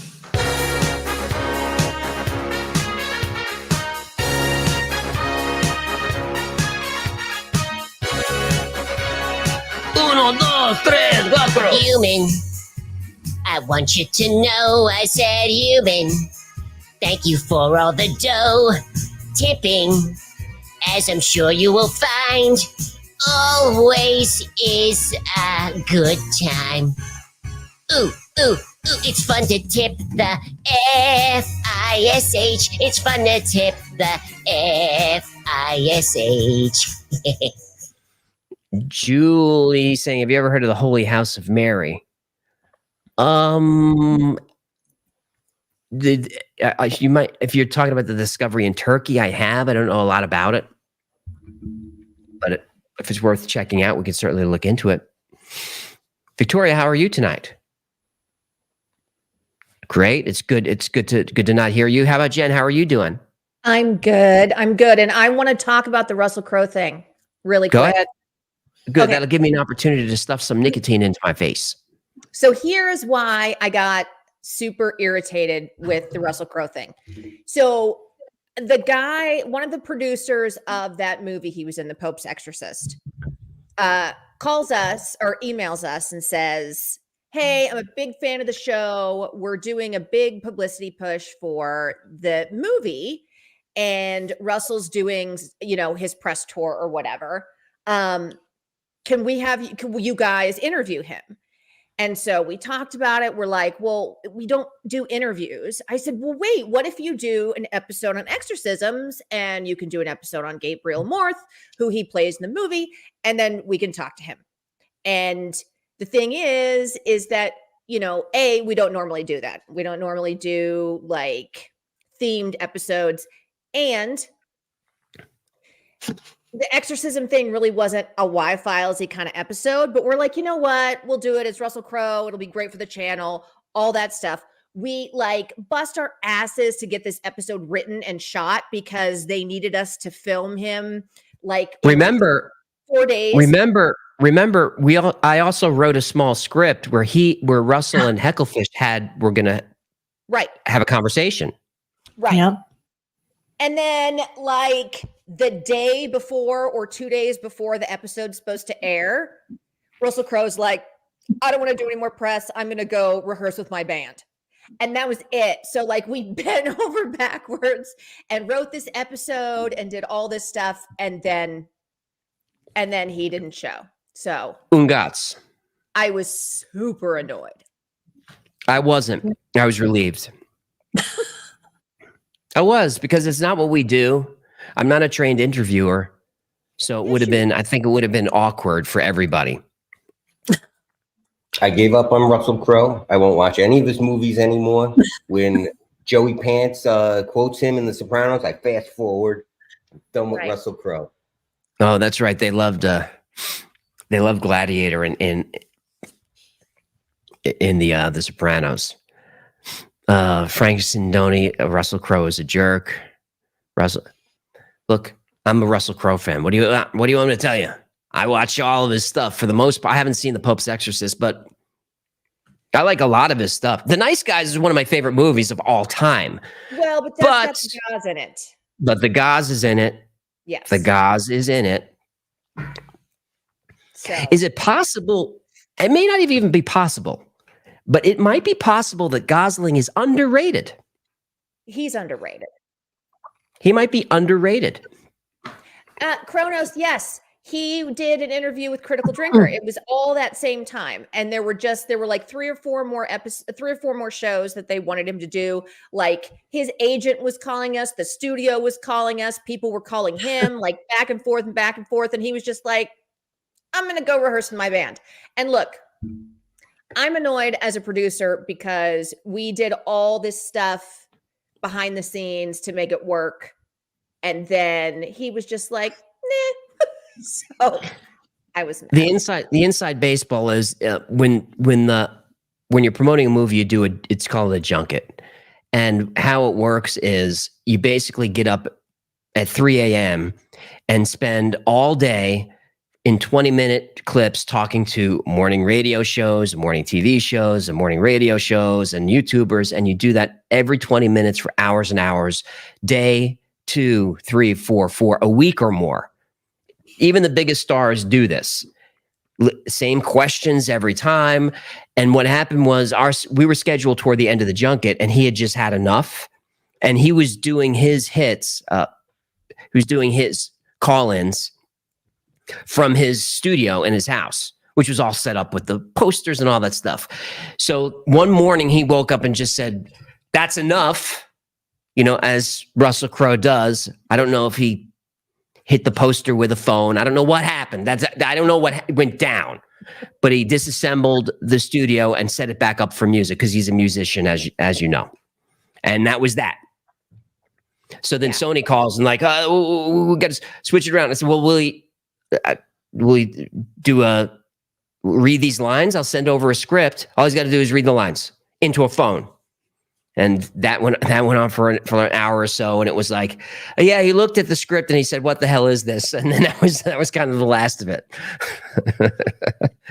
But that we did miss out on. I didn't want to interview the guy, but I really would have liked to have some banter between Russell Crowe and Hecklefish. That would have been fun. Yes. Mm-hmm. Yeah. Wait, what's going on in the private chat? Jellyfish is Mylar balloons. Yeah, Mike Barra sent that in, and it looks like it shows you that the jellyfish looked like a bunch of balloons together. That's a crazy theory, and the reason why is they say, number one, it was flying, then it goes into the water, and then comes out of the water. So what balloon is doing that? Number two is look how fast it's traveling. I mean, you ever see a balloon like, lollygagging up in the air? It's not traveling left to right. And it's maintaining altitude. It's maintaining rate of speed. It doesn't seem to be affected by the wind. And again, if it was a big bunch of balloons, those two guys on patrol would have been aware of it, right, flying above their heads. And if it was multiple balloons, it would have been changing. You would have seen them kind of splitting apart in the airflow and things like that. Yeah, so I don't buy the jellyfish one either. And if there was any possible way that it was jellyfish balloons, I'd be all about it. Villager Ted, yes, Victoria has a picture of the Flatwoods monster behind her. And somebody else said Victoria's inner beauty is leaking out of her face. So lots of positive I'm comments. Feeling better after 3 weeks. I'm not sick anymore. And somebody said we all look good and rested. We all feel better and rested. We're still all fighting a little bit of a cold that's going around. Somebody kept commenting on AJ sniffling. We're all sniffling, so we'll try not to do it into the mics, but it's just but sometimes I need a little tootski to get things moving. So if you've never played the game before, here's how it works. You type the word fin bump, just like you see spelled into the chat. Fin bump, no spaces, just fin bump. and we'll click draw, and someone will be randomly picked, and they will be the winner, and they win a day of beauty at Victoria's home, but she only works from the ankle down, right? No, so we're talking no. hot oil, foot No. rub. All right, what do they win? They win a $50 gift card to the Wi-Fi store. Okay, and how do they claim that card? They come to Victoria. Discord and put in a ticket with the help desk, and we'll get all your info and get it emailed right away to you, probably in the morning. Yes. Okay, and how do they take advantage of the foot rub? That's not possible. No. Could they send a picture of their feet along with? No. Okay, well, fin bump is the word. End dump will not work. The finalen bump, that's wrong. I'm sorry. Also, earlier on, you mentioned dead puppies. That was Ogden Etzel, not Barnes and Barnes. Barnes and Barnes is fish heads. That's right. Barnes and Barnes is fish heads, of course. I once took a fish head out to see a movie. Didn't have to pay to get it in. That's right. Get kids in. Somebody said I got a new background and a new chair. I didn't. I'm just at the office instead of at home for this particular After Files. So I'm in my office right now. My lovely lady bump, it will not win. I'm sorry, contaminated. That's awesome. Foot bump is also incorrect, but I think they make a cream for that. Clam bump is wrong. I'm sorry. Chin bump. Mount Mother fin bump haze is that actually might win because you had fin bump in there. That actually might win. Maybe a couple of super chats whilst we wait. Yeah. There's Jeremy Winfield for 5. Can I please, for the love of God, get a Hecklefish and Triumph the dog crossover? It would break the internet. Is Triumph still out there doing stuff? Yeah, he sure is. If you know who Triumph is, and if you haven't seen it, look for him at the Bon Jovi concert. Look for that Triumph the dog bit. That's my favorite one. I almost said a couple of his jokes, but I don't think I can say them. Camel bump won't work, FOMO sapien. I'm sorry. That's Robert. Crow bump is not allowed. I'm sorry, Gina. I overtalked you. What do you got? That's Robert Smigel. Is Triumph. He's a great comedian. Robert Smigel. Patrick Younger, Kaka for 10. Fist bump the Finn for Alien shirt. Come on, fist bump for aliens. Come on. That was so funny. Doug Sims. Whoa, hold on. Hold on.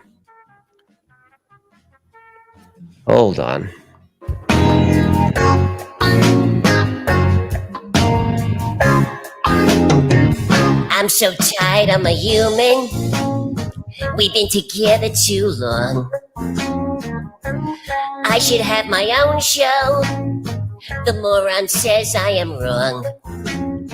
So while he lay there sleeping, I had my laptop in bed. So I logged into Reddit.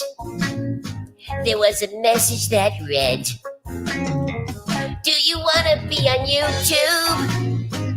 Do you like to entertain? Come and be my co-host. You only need half a brain. If you like aliens and pyramids, conspiracies get you high, then you're the co-host I'm looking for. Message me and apply. Doug, another great episode. What's the chances you'll eventually have video on your podcast? It would be amazing, as I can't seem to make myself just listen to podcasts, but I love to watch them. Either way, love you guys. Great question, Doug. We used to have video for all the podcasts because we hosted with Spotify. So when I'd upload there, I would just upload our YouTube video there. Now we're with Audio Boom because of how the ads work and all that stuff.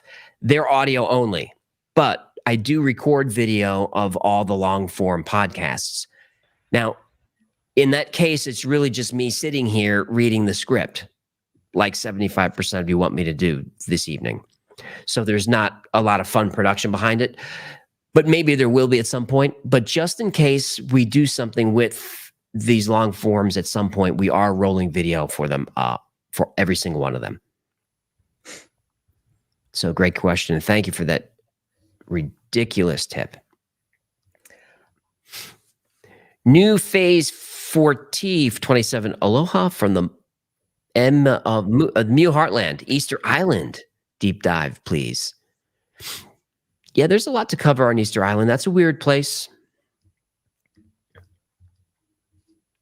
That's a weird place. I've covered it a few times, certainly whenever we're talking about lost continents. Okay, I have to say something really quick. I had been noticing all through the chat, somebody was saying, what's the story with Elvis Frog? What's the story with the Elvis Frog? And I was like, why does this, I don't even know what this guy is asking about. And then they said, please, can somebody explain to me what the story is with the Elvis Frog on AJ's board behind him?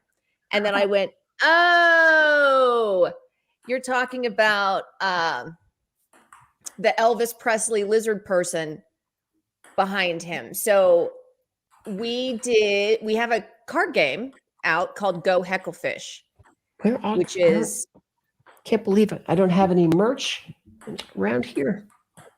I thought I had one, but I don't. Anyway, there we go. Oh, Gino on the spot. And Victoria on the spot. So Go Hecklefish, and you match 4 cards. Match 4 cards of a category, and one of the categories is lizard people, and it's Elvis Presley. So it's Elvis as a lizard person. So that's what that is. It's not Frog Elvis, but Elvis as a lizard person. So that's what it is. AJ, stop playing the ping pong noises when I'm trying to explain something. I don't know what you're talking about. There's Paul for 20. I only use YouTube and download an MP3. So now I've got to figure out how to access podcasts. Sounds like there's a lot of exciting stuff out there. This new podcast craze it's sweeping the nation. I used to use Pocket Casts. I used that for years, but since I listen to music on Spotify, I sort of just moved over to there for podcasts, and that's where I am exclusively now. I listen to Spotify. I'm not plugging them. That's just where I listen. I think it's easiest. Sometimes I'll listen on Apple Podcasts, but I find the interface a little bit confusing. But I'm pretty sure Paul is only teasing. There's Julie MJ for $50. Oh, thank you for stuffing the old tip jar, human. Hey, please tell your team I said hello. There they are. Julie said hello. Your last episode moved my soul. I wanted to hop in a plane and visit Mount MF and Hayes. Your team, please be careful. If it moved me and I am broke, could you imagine a person with what money would do? Mrs. Pond. Well, thanks, Julie. If you're broke, if anyone is struggling financially, don't super chat. Hang on to that dough. Hang on to it. But if you do have the means, we do appreciate it. Yellow Umbrella Homebrew, very reliable. Great episode tonight. And the shirt this week is awesome. I agree. By the way, a great way to support us without buying anything for free is just to go to Spotify and give us a good rating on our podcast. We love seeing those ratings. Those really make a difference for us. Yes.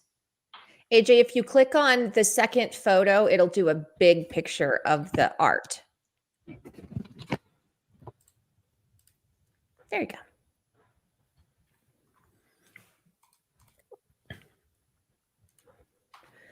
Chris Bell for 10. Great show tonight. Also, thanks for suggesting the book Timeline. Just finished a great read. Oh, that's a Michael Crichton book. FYI, if you love that book, you have to read Island in the Sea of Time. Stand by.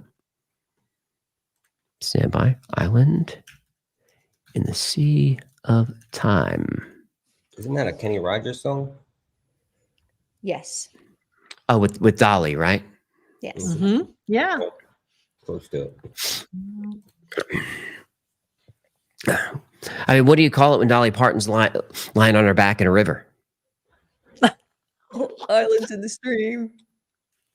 Timeline. So that's a book by Michael Crichton. It is a time travel book. It's, if you saw the movie, don't judge it by that.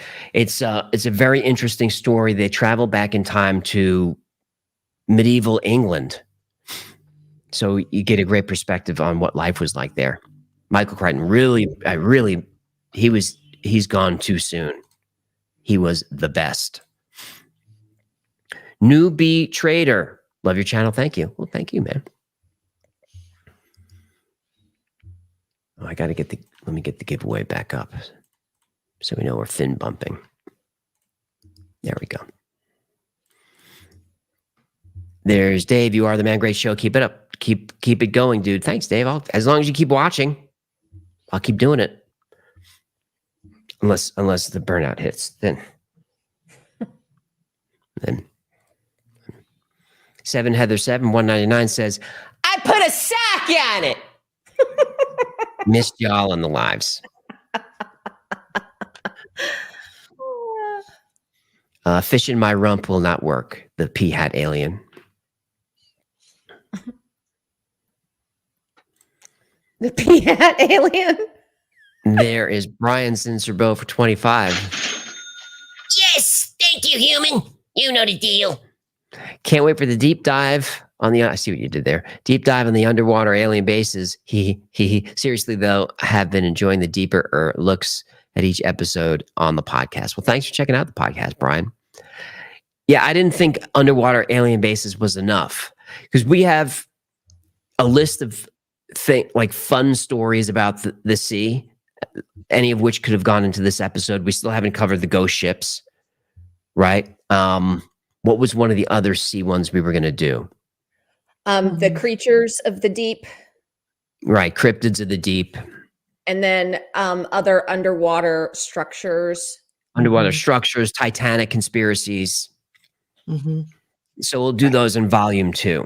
But as I was researching the alien bases, I realized, no, we could do a whole thing on this.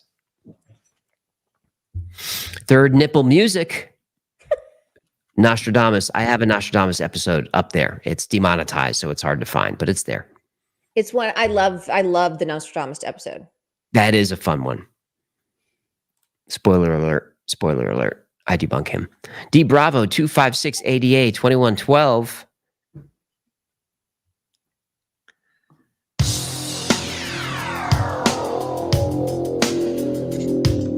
A modern day goldfish lives in style, but you haven't tipped in quite a while.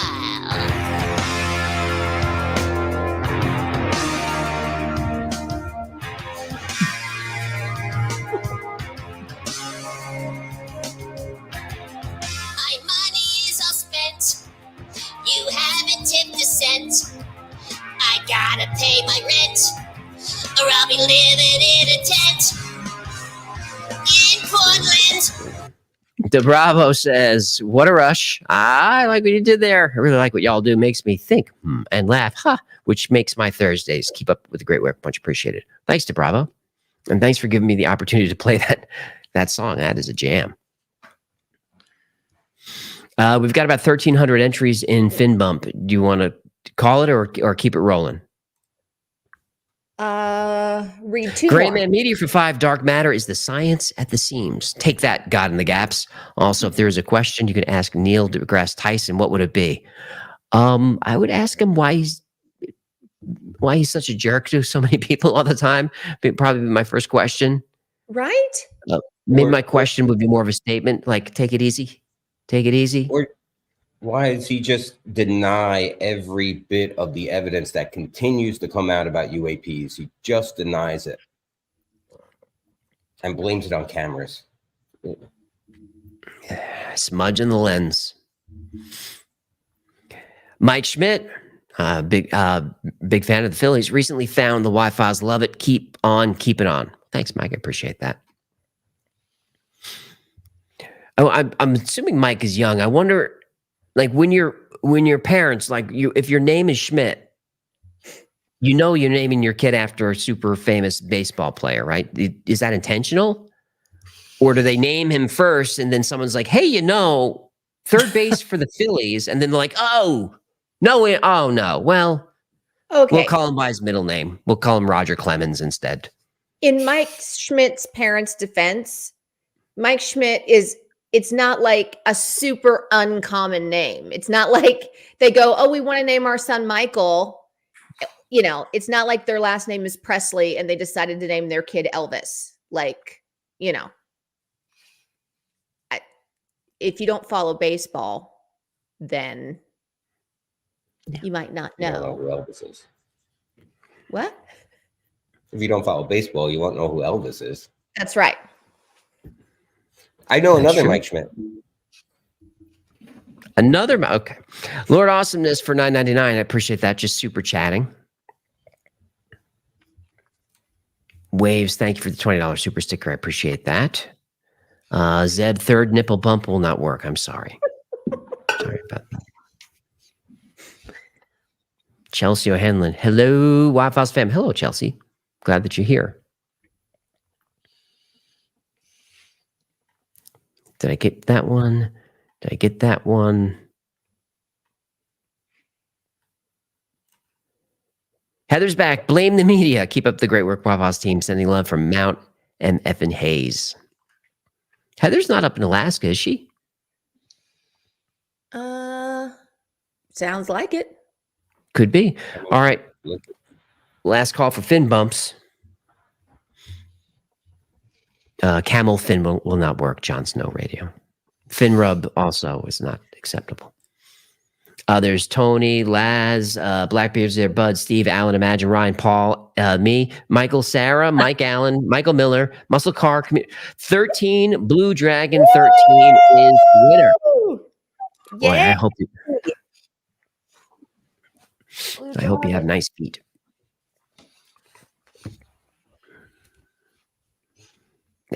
There's your Blue Dragon. Yep. All right. So what does 13 Blue Dragon have to do to get his feet exfoliated? He needs to come to Discord and put in a help desk ticket and give us your email, and we'll get that gift certificate out to you for $50 to the Wi-Fi store. AJ, people would like for you to fix your dangler because they're tired of staring at Hecklefish's butt. That's a cloaca. Well, they're tired of staring at his cloaca. We did a sponsor read where Hecklefish asked me, because I was in a bad mood, if I had sand in my cloaca, and somehow the sponsor let it fly. Okay, there's probably some kid who didn't know the word. You have sand in your cloaca.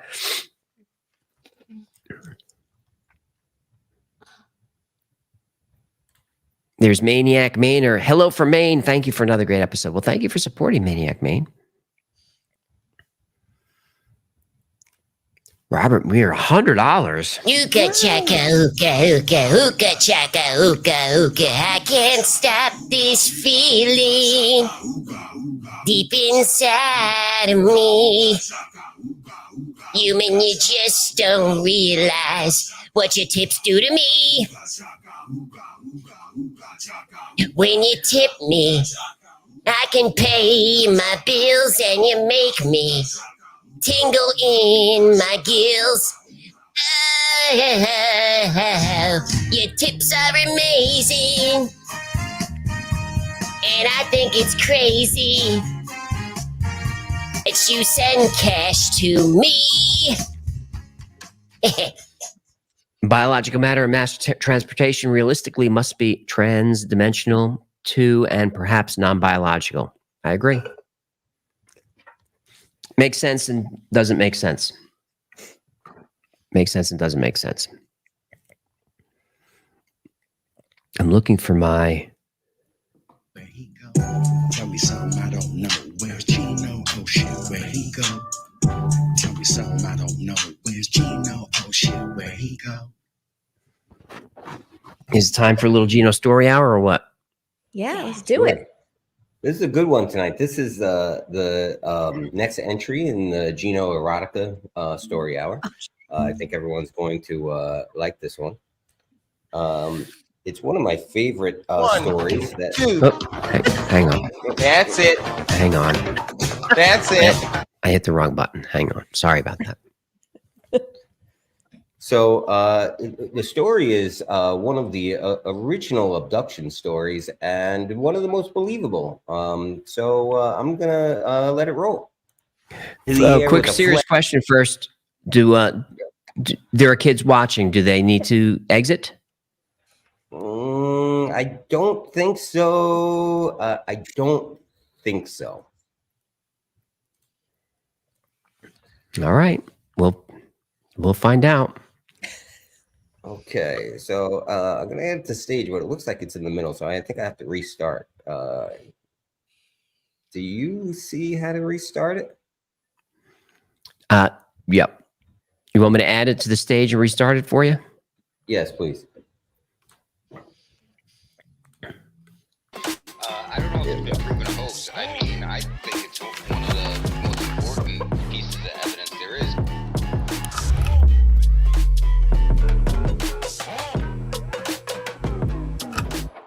Once upon a time, in Pascagoula, Mississippi, 19-year-old Calvin Parker loved his life. He had a new fiancée, a new car, and a new job. On October 11th, 1973, Calvin got off work and went night fishing with his buddy Charlie Hinton. Around sundown, Calvin and Charlie head down to the west bank of the Pascagoula River. Traversing the marsh, Calvin noticed a few no trespassing signs as the moon rose. The guys settled in for some peaceful moonlight fishing when they were interrupted by a bright blue light from behind them, glaring off of the water. They assumed they were busted by the cops. Squinting at the blinding light, they thought they were being spotlighted by a squad car. However, it wasn't a car sitting 30 yards away. It was an 80-foot long, 8-foot tall shaped craft with 2 round windows hovering a few feet from the ground. It made a light buzzing sound like a zzzz. Before the guys could comprehend what their eyes were seeing, a door on the craft opened, and out popped 3 strange-looking gray guys. Along with these things came a blinding white light. The light paralyzed Calvin and Charlie, and all they could do was watch horrified as these guys flew across the marsh. What happened? What happened? I didn't touch it. Seconds. Up close, they were kind of horrifying. They were about 5 feet tall, with extremely wrinkly bodies resembling a bulldog or a Shar-Pei. They couldn't tell if that was their skin or some kind of spacesuit. Their heads came straight up off their bodies with no neck. Their faces had no eyes, just weird bulbous protrusions instead of a nose or ears. They did have arms, but with pincher-like claws instead of hands. Their legs were footless, just dangling underneath them as they floated around. Their movements seemed more robotic than human. Quickly, they were upon them. 2 of the clawed robots, or clawbots, grabbed Charlie, making a buzzing noise. The third one grabbed Calvin and injected him with some type of funky intergalactic Xanax. He was still paralyzed, but his fear drained out of him. Clawbot number 3 clamped Calvin and hoisted him into the air, and they floated across the marsh into the hovering football. Now, Clawbot number 1 and number 2 took Charlie into a bright room that had no light fixtures. It was illuminated with a bright white glow coming from the walls.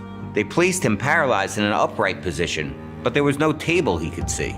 Then, a little window opens in the ceiling and a 6-inch electronic eye drops down, Tom Cruise Mission Impossible style. It starts scanning Charlie from head to toe, making clicking noises before it shoots back up into the ceiling, leaving Charlie just chilling there, floating and paralyzed. Now Calvin, he's in another room getting the same floating Ethan Hunt treatment.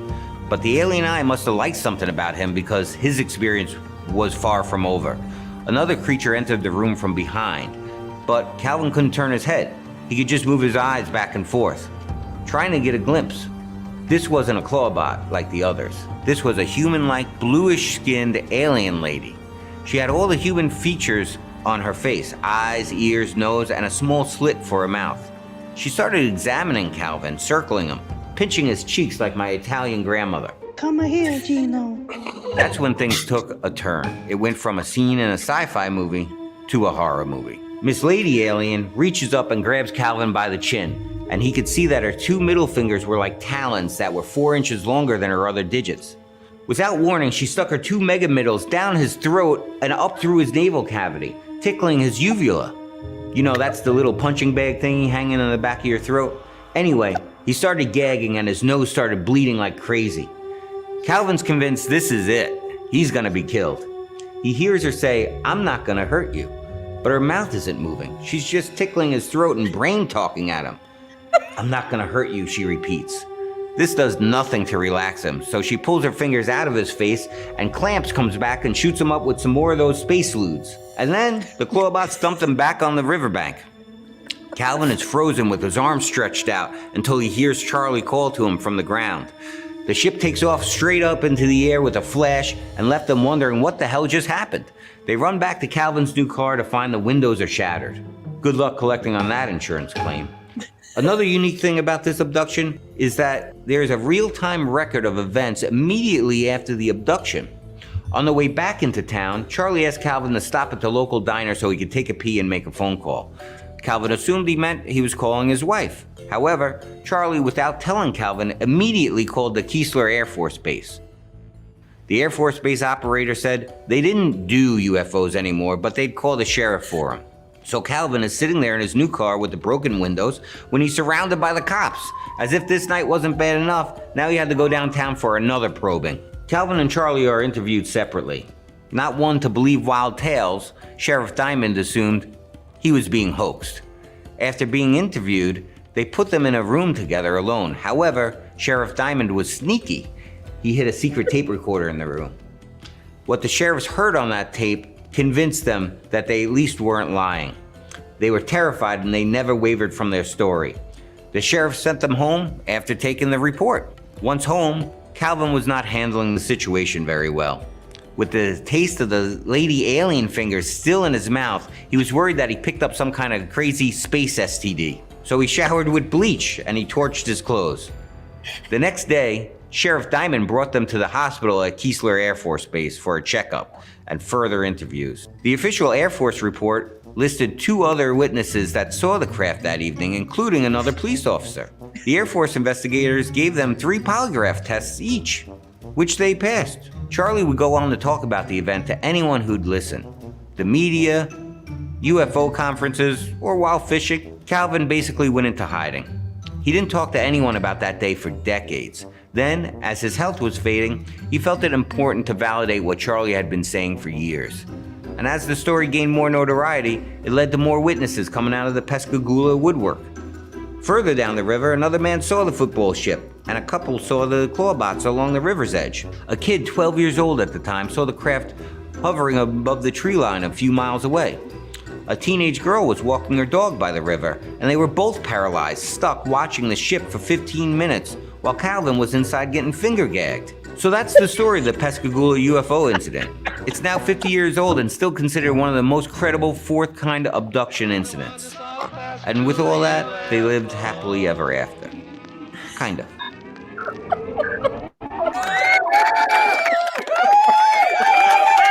There he goes. Ginos Story. I thought uvula isn't that in the female? That's the female inside No. the. Oh, okay. No. I wasn't sure. No. Oh, okay. There we go. Ginos Story Hour. That's great. That was a fun one. I really like the story, and again, the reason why it's such a believable story is you have 2 separate guys that were, both witnessed it, both stuck to their story until the day they died.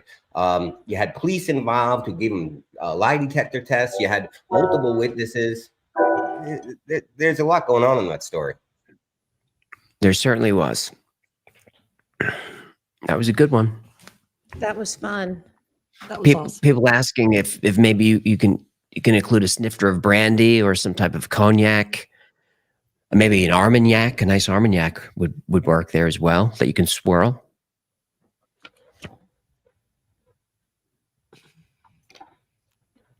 I'll go with the pipe. Go with the pipe. Okay.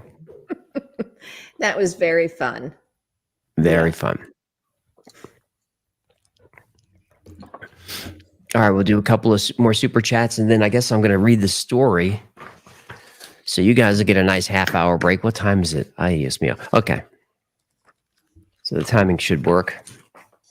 And you know what I'll do is I'm going to work on my Philosopher's Stone, but I'm actually will just be I'll be setting up for the story. So if you're just joining us, which a couple people are, we're going to read the rough draft of the next episode, or maybe next week's episode. When orcs were real, the ancient struggle for Homo sapiens to rule the earth. Karma is a biatch said that they were laughing so hard at this that the nurse here at the hospital came in to check on them. That's great. That was funny. Okay, do you want me to read some super chats? Is that what You do some super chats. Okay. A Cougar's Cub for $10. Thank you so much. Would the Y-Files consider doing a deep dive into shadow people experiences? Well, we did an episode on it. All energy flows according to the whims of the great magnet. Love your work. My wife and I watch every Thursday. Well, thank you for that. That might be an interesting deep dive for the podcast, because we could add some more stories and talk to some people that have had shadow people experiences. That would be a lot of fun. We should, as far as the shadow people episode goes, that's probably one of our most interactive episodes, because we did get a flood of personal stories about it, that, all, of course, believable. And we've talked about trying to get some of those stories to go over in a deep dive. So I do think that would be great. Will Robertson, Danger Will Robertson. I know that's not the right thing, but for $5, thank you. Thank you, and keep the quality videos coming. I truly enjoy Hecklefish and his antics. You can borrow him whenever you'd like. His antics are, they're funny when you don't have to deal with them every day. I'll just say that. There's Paul for another $10. Thank you so much, Paul. When you look at the variety of physical traits amongst humans today, I wonder whether these were actually different species or just other varieties of humans. Well, he's going to read the whole script to you guys. So you'll hear what the script says about it. Super interesting. I'm excited about this being an episode next week. Pelagic for $6 for $10. Sounded like you were describing a Sasquatch. Oh, when he was talking about the orcs. Oh, we're that far behind, aren't we? Again, just wait till he reads the script. There's a lot of fun stuff in there. Mike D for 501. Thank you, Mike D, longtime supporter. Ocean X is funded by Ray Dalio, a hedge fund billionaire. They have access to money, which means maybe they know the Baltic anomaly isn't worth it. Yeah, or they've been told not to mess with it, or there's a lot of things. Interesting. Billy Jefferson the fourth. I'm the worst time with Roman numerals for $20. Thank you, Billy. Would you consider doing something about Edidorfa and the book's relationship to William Morgan? We have looked into doing an episode on the Book of Edidorfa. That's a tough one, because it's just a book. That's the whole story is the book.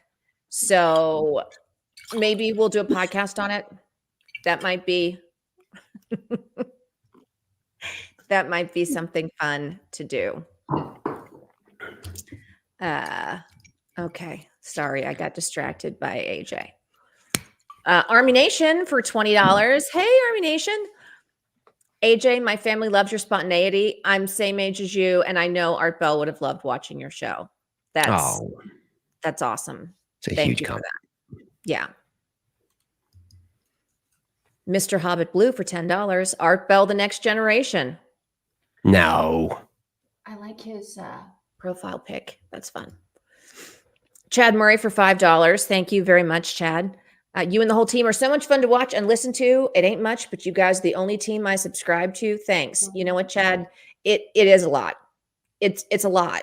When we talk about this all the time here in the office, that people actually not only take their time out to watch the show, but then donate money to the show. It's amazing. And it means so much to us. And it allows us to continue to do what we do here. And we could not be more grateful for you guys than we are. So thank you. Hear, hear. Brian P for $9.99. Would you ever? My dressing room is getting an upgrade. I'm thinking I need a leather sofa, silk pillows, and a live-in masseuse. No, you ain't getting any more upgrades till your contract is up again, sir. Would you ever cover Art Bell and the Heaven's Gate controversy around him and Comet Hale-Bopp UFOs? That was a strange time. No. Okay. AJ says No, I'd love to cover Art Bell, but he has a dark side to his life, and some dark things have happened to him and his family that you couldn't tell the story honestly without including it. And I'd prefer to not tell it at all. Yeah. Let Art rest in peace. Patrick Webb for $20. Thank you, Patrick. It looks like Patrick's having a shot with you, AJ. Another banger, bro. Vielen Dank. What does that mean? Thanks. Thank you. Okay. Shout out to K-Star. Well, hey, K-Star. Yo, K-Star. Guten Nacht, mein Freund. Richard Warnock for $10. Like the volleyball Neanderthal teams. Oh, that would have been back. Yeah. It's a while back. It's been a while. A while. Izzy Smith Gaming for $10. Hey, AJ, and all you Wi-Filers. I listened to the podcast on my earbuds at work. Today, I listened for all 8 hours. I wonder how many episodes that was. Please send a shout out to my sweetie, Sheila. Hey, Sheila.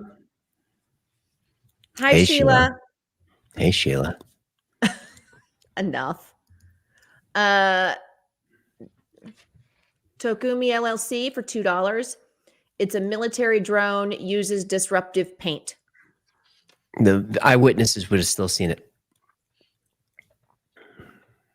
All righty. Dan for $19.99. Thank you, Dan. What are you wearing a cape? What's going on there? I recently discovered your channel. Love it. I tuned you. No, I think he's wrapping his arm in a tourniquet. Probably a snake bit. He's most likely snake bit would be my guess. Yeah, It's a you're cape. probably right. I tuned you in some random West Virginia cabin. Not that great of an idea, but anyway. Hecklefish Fox. Mothman is real. The big question is, who sucked out the venom? All right. Nobody was snake bit. James Eaton for Can I say if that was a military drone, how would they design that aerodynamically? It would be the silliest looking military drone. You wouldn't. No engineer would make that. Someone did. or something. Mm. James Eaton for $5. Maybe we are the giants and we're genetically engineered to be smaller to conserve resources as the plants got smaller. Mm. Very interesting idea. I've talked to AJ about, I thought he would be cool to do an episode on like why dinosaurs and plants and all of those things were so much bigger than anything is nowadays. And he said that it would be too boring and you guys wouldn't like it. So you tell me what you think. If you think it's boring, then that's fine. Just asking. Nobody's responding, so I have a feeling. All right, here's your last one. Be boring. Okay. Wilma Titsgrove for $4.99. Funny stuff. Tried to post some Dr. Demento's song lyrics, Eat Them Up Yum, but it won't let me in Super Chat.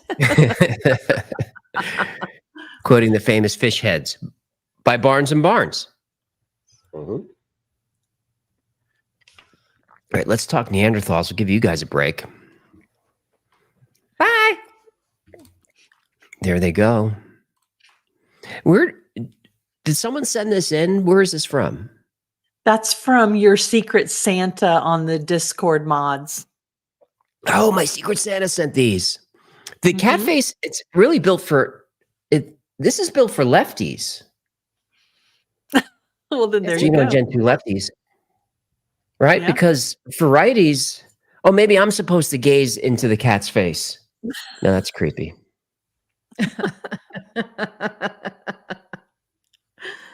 Bye. All right, there she goes. Do I watch the After Files live stream or do I punch myself in the face? Tough decision. All right, we're gonna read through this script. Boy, I hope it's good. So I didn't write it. What would happen is we get a script like this, and then I gotta move the chair closer so I can read. And then I go through it and do a pass that's in my own voice. So let's see what we got. This is an ice cold read. I've never read this before. So if I'm clunky, I apologize. But that's what the bourbon's for.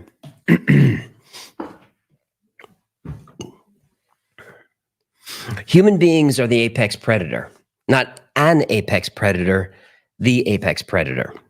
Other than a handful of bacteria and viruses, there's pretty much nothing stronger, more intelligent, or capable than a Homo sapiens. For as incredible as we are, we don't really know who we are or where we come from. Everyone has their own ideas. Different cultures and religions have their beliefs. But despite all of our advanced technologies, telling the human story since the beginning is difficult. And there's one chapter of our origin story always left out of history and textbooks. It goes as far back as we do, to the dawn of our ancestors. It was a time when two words defined our world, fear and violence, when we were far from the apex predator we are today. We emerged from our caves during the daytime, hoping we wouldn't be hunted, hoping the others we shared the world with wouldn't find us.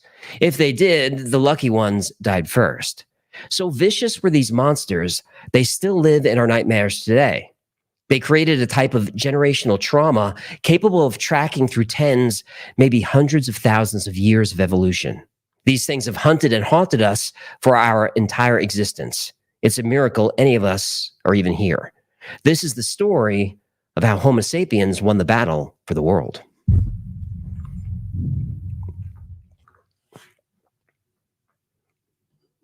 All right, we're off to a start. We'll cut down the hook, so it's not so long. But it's got me so far. I have the chat up,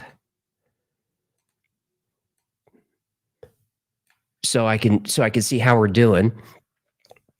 You want me to just read through it, or do you want the director's cut, the commentary? The logo cue. I just loaded it just for this. Griffith's digging it so far. I like the hook. We'll cut it down, but I like the hook. Commentary, says Zeb. All right, you got it.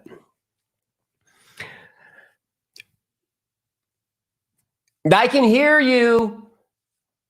It's not a professional thing that we do here. Scene 2. You are not who you think you are. None of us are. Unless you've done one of those DNA tests, you probably don't know much about your family history. Most of us don't even know our great-grandparents' names. But the human story is longer than our family trees. The legend of our species goes back millions of years. When we first emerged in the geological record, there were all sorts of human-like animals sharing the planet. Each could have become the apex predator, and in a way, they did. Early human-like species have ridiculous names like Auroran tunagensis, Chelanthropopus, Chacadensis. See, this is where I would do a little bit of phonetic. Australopithecus, I know that one. Afarensis and Africanus. And the Paranthropus genus, the Robustus, Boise, and Aethiopicus.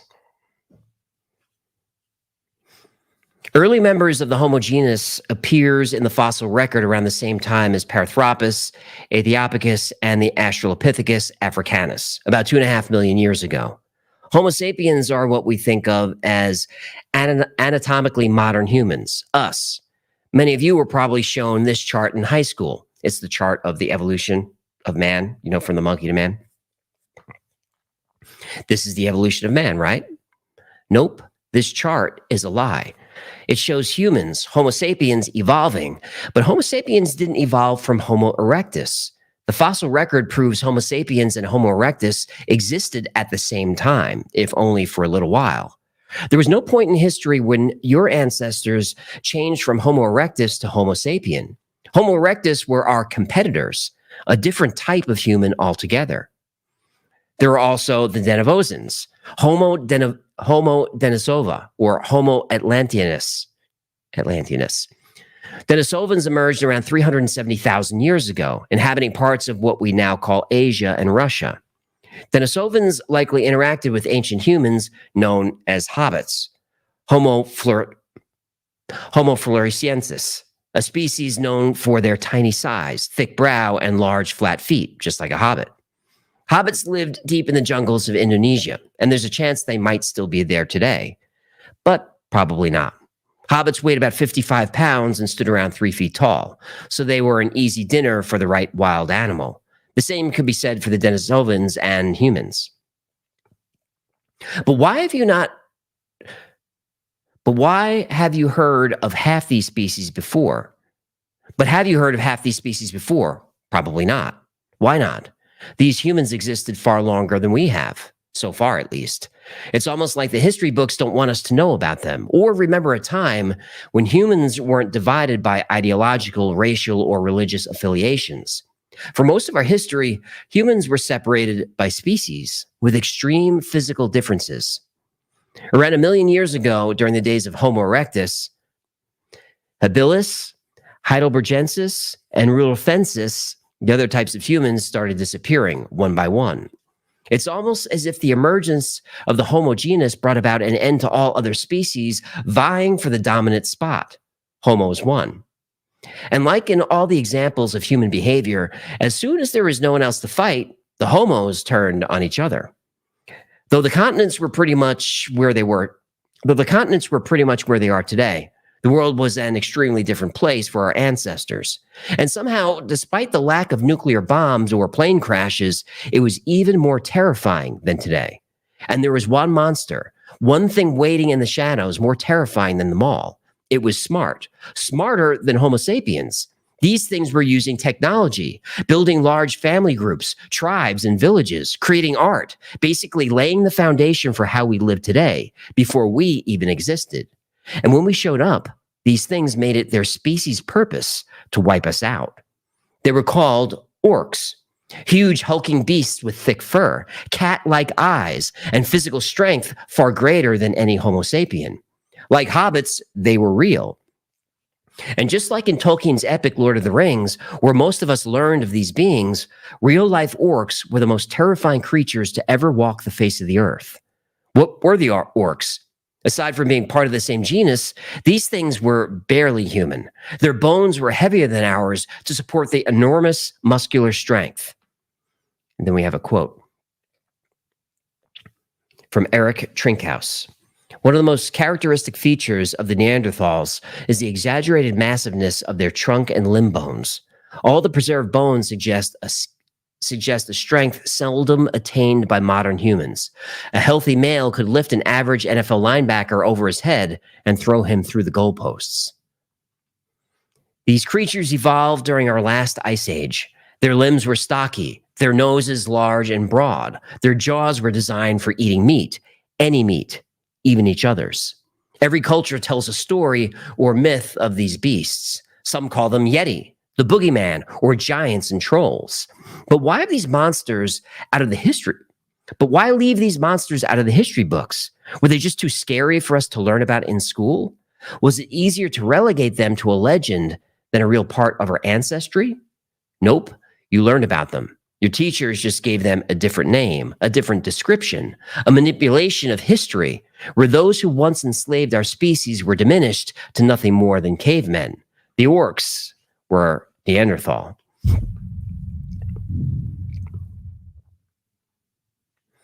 All right, I think I'm liking it so far. Jet Sarmentiano, hope I love this channel so much. I have a question.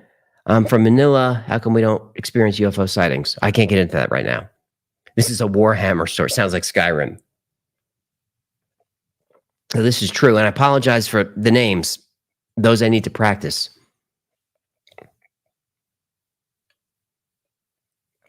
Gerardo says, keep reading, Homo sapien. All right, cat head's almost empty. We're up to scene 3. Is the author listening live? I don't know. Kay, are you out there? Probably not. But I do have to be, because sometimes she gets into politics. We got to make sure there's no politics in this. Don't worry, you like her politics. Scene 3. Most of us think of Neanderthals as these sweet, bumbling cavemen. We're taught they're rudimentary beings, incapable of human-like speech or making much more than a flint arrowhead. This image is a lie. Neanderthals were the original apex human species. But why lie? Well, big archaeology hates violence. War is often glorified through history books or washed over as a means of explaining sudden changes in society, like the handing over of an empire from one group to another. Rarely do we discuss the normalized brutality of humanity, except when trying to corral voters into supporting and funding wars. She just gets politics in there, but it's fine. But no time in human history was more violent than when we shared it with Neanderthals. If your ancestors were alive today, they'd describe the most formidable beings, emerging from the darkness in the dead of night, huge muscles sitting atop a skeleton 25 times more dense than our own. Their skin was thick, too tough to penetrate with most arrowheads, and it was lined with deep black fur.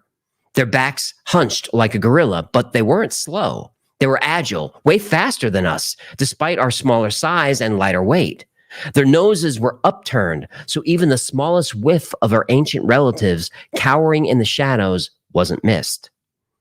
Even if we covered ourselves in mud and dirt to hide our smell, they would see us. Their eyes were enormous, sunken, with vertically aligned split pupils to manage the full spectrum of light. They had like cat's eyes. But unlike nocturnal monkeys today who have split pupils, Neanderthals also had tapetum lucidum, or tabetum lucidum, however you want to pronounce it. Does she explain what that is? I need to then. Tapetum lucidum is the lining in the back of your eye that causes it to shine in the middle of the night. Like when you see, most animals have it. When you see that stray cat under the car and the lights are just, the eyes are shimmering, that's tapetum lucidum. So this is a biological reflector normally seen in cats and dogs. It's seen on almost every animal. It's why their eyes light up in the darkness. But human eyes don't have this. But the mouths of Neanderthals were the most terrifying part of all. Their teeth were twice as big as ours, strong enough to crush our skulls like a potato chip. And the sound they made was, well, you give it a listen. We've got a link here. I say we listen.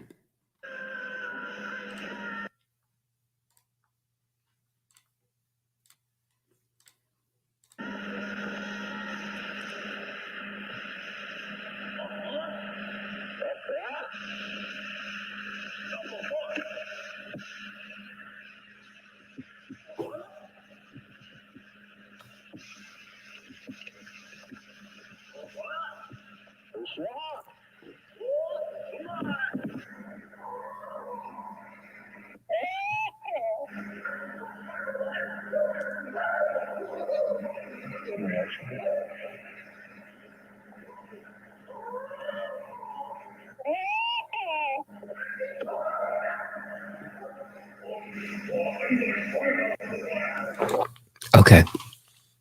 Okay. That's terrifying. This could be a good episode, y'all. It was a heavy guttural scream, but they were still able to form a language. From there grew communities, complex social groups who developed technologies used mostly for hunting, the most important thing a Neanderthal had to do. Neanderthal size meant they needed a huge amount of food. Their diets were 97% meat. The current estimate is each fully grown adult would need to eat more than 4 pounds of fresh flesh every day to survive. And they didn't care where the meat came from. Aside from hunting mammoths, rhinos, bison, and giant cave bears, Neanderthals also hunted each other. Roaming tribes would pillage villages. Rival Neanderthal groups would not only kill their enemies, but eat every part of them, hacking away at each other's bones to get to the marrow. Neanderthals were so tough, they ate cave lions. Cave lions weighed more than 700 pounds, yet they were no match for the Neanderthal. But the bourbon's going to make this hard to say. But you're going to want to hear this sentence. But the Neanderthals' favorite prey was also somewhat cannibalistic. Their absolute favorite meal was us. Neanderthals hunted Homo sapiens to the point of near extinction on multiple occasions. We know this because of the genetic variation within Homo sapiens. Our genetic makeup is the lowest of all primate species. Genetic differences between humans is roughly 0.1%. To put in perspective, there are tiny groups of chimpanzees in parts of West Africa made up of perhaps 55 or so individual members who have twice as much genetic variability of all humans.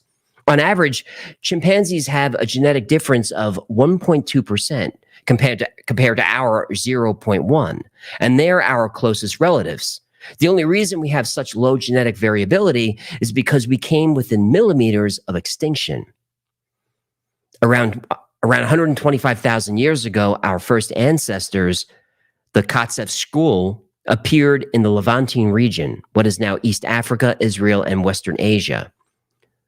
The Levantine sites of Kafse and Shkul show our ancestors developing tools, sourcing shells from 20 miles away to use as jewelry, and caring for the sick. We were a complex society, and we were on our way to becoming the most dominant until about 80,000 years ago, when the human fossil record started to disappear and things grew colder. Most archaeologists will attribute our population decline to climate change. This was a period of rapid glacial growth. The deserts advanced and the forests disappeared. But humans didn't disappear from the Levantine because it got cold. Didn't disappear because it got cold. In the naked landscape, we were met by our most formidable foe. Our population decrease was part of a highly managed farming and enslavement practice by the Neanderthal. But we were still there. But our bones, which should have become fossils like the Neanderthals, couldn't. There was nothing left of them. Our bones were disintegrating into their jaws.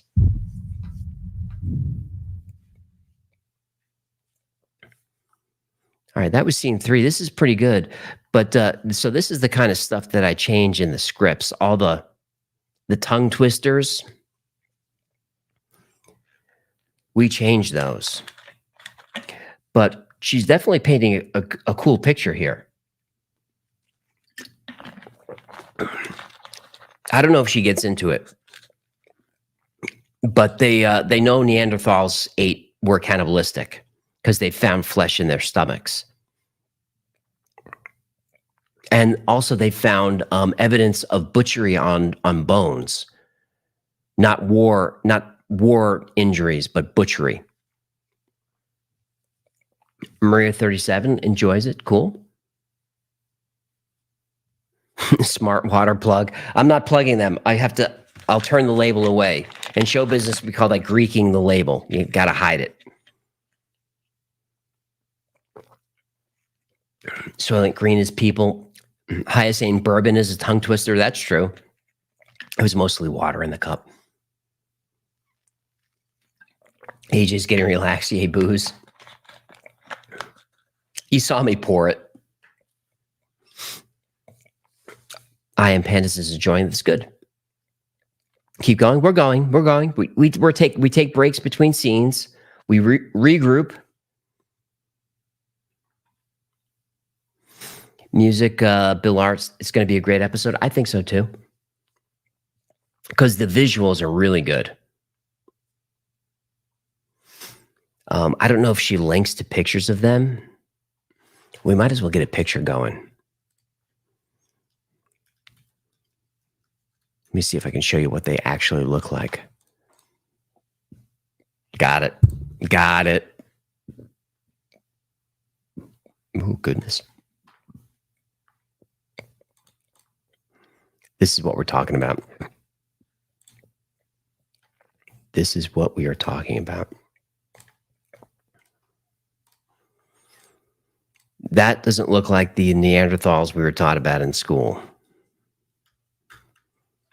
So those were the groups of creatures descending upon human settlements. Yep.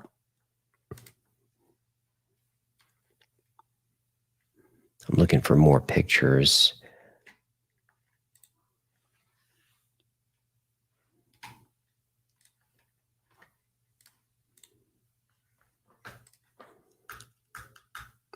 Just imagine thousands of them descending upon the village.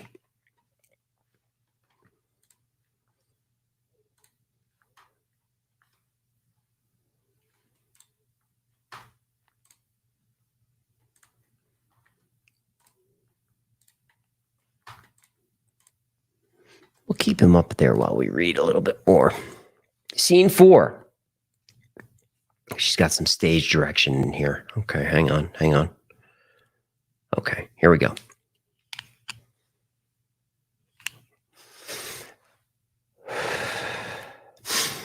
It happened faster than you'd imagine. As the climate shifted, Neanderthals migrated south.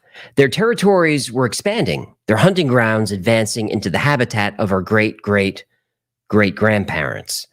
When Neanderthals found our ancestral homes in Levant, we were a laughably primitive species by comparison. We lived in tribes, we developed agriculture, and we were physically recognizable as modern humans, but our tools were rudimentary at best. We're also dealing with a shifting climate, and our bodies weren't developed to deal with it. We were slender. We didn't have fur or thick skin to protect us from the cold. The Neanderthals' bodies were designed to create heat. Homo sapiens are designed to lose it. And instead of sharing our home with us, Neanderthals did what all members of the Homo genus do. They sought domination through whatever means possible. I want you to imagine the world 80,000 years ago. You live in a homemade wooden shack with your family. There's no plumbing, no running water. You live on the shores of a lake surrounded by forest, in a clearing. You cultivate what you can. You store grains and seeds in a nearby cave system, but you mostly forage and hunt. For your entire life, you've never gone more than a mile or two away from your clearing. You are a key part of a community. Your skills are dependent upon not by just your family, but the rest of your tribe. It's a truly communal experience. The stories of your people are passed down through the verbal record. Everyone recounts the same childhood tales, the myth of the boogeyman, the monsters who lurk in the forest, scaring kids from venturing too far. As you grow up, you forget these tales. You write them off as myths and legends, fables. Then one evening, not too long into your adulthood, just as the sun is setting, you hear a woman's blood-curdling screams coming from just beyond the tree line. You wait for someone to come running, but they don't. And the screaming doesn't stop. Another starts. This time, it's a man. It sounds like he's crying for help, but all you can hear is the terror in his throat. You're frozen in silence. Everyone around you is the same, each of you waiting for whatever comes next. And you see it. Its teeth bared, wiping away whatever's left on its chin. Its hulking frame takes slow, lumbering steps toward you. It doesn't need to run. It knows it'll catch you. It takes a moment to realize what you're seeing, but it eventually clicks. The elders of your tribe weren't telling tales to control your childhood behavior. Somewhere tens of thousands of years in our past, we've been here before. We already knew Neanderthals were harder, better, faster, and stronger than us. But smaller, more nimble bodies were needed to create the civilization envisioned by Neanderthal leaders. Within a short time frame, Neanderthals controlled human populations across Africa, the Middle East, and into Asia, and it stayed that way for around 30 or 40,000 years. This is where the most recent bottleneck in our genetic variation occurs. Homo sapiens, through enslavement by Neanderthals, were knocked down to maybe even as few as 50 individuals. Humans are the perfect product for Neanderthals, a perfect slave species. Not only did we do the jobs Neanderthals didn't want, but we were a food source. And it didn't take that long to make us. Think about how we treat scarce resources today. How many plants and animals have gone extinct just because we like to eat them? We were no different than got a typo. We were no different from the Neanderthals. We don't know how humans would have evolved had we been able to continue as we were. Our genetic development was hijacked 80,000 years ago in Levant. But somewhere in the back of our minds, a small number of our ancestors knew how to survive. Perhaps it was their ancestral instinct, left over from the last crusade against enslavement. It happened periodically throughout history. So perhaps it was ingrained in us, like a genetic knowledge.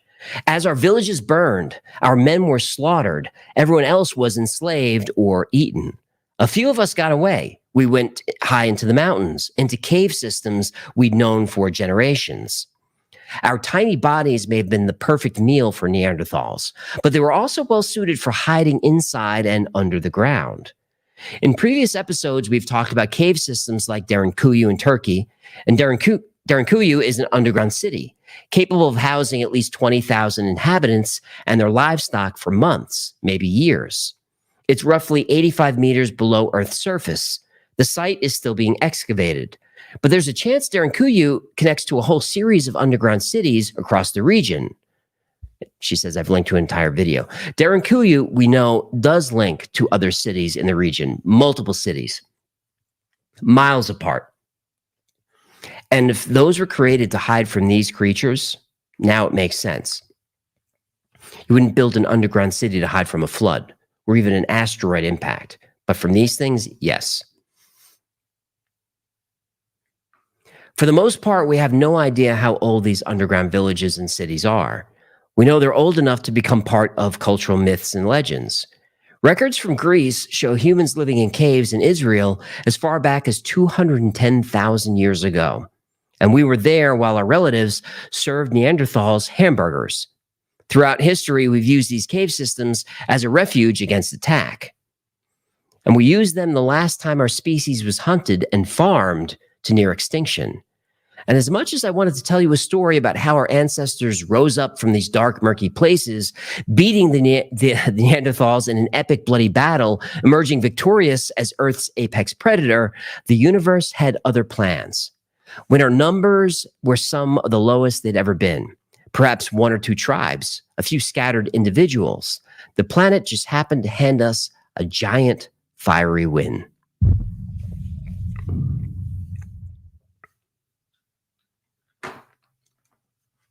That's not bad. That's not bad so far.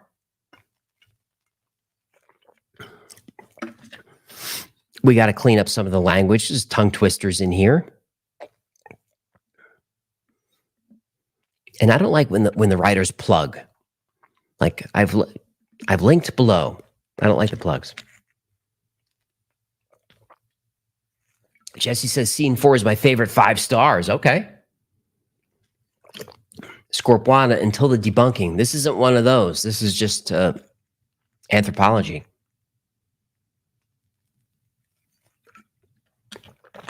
A few tribes, though, we had to survive cliffhanger. Well, that's what we're supposed to do.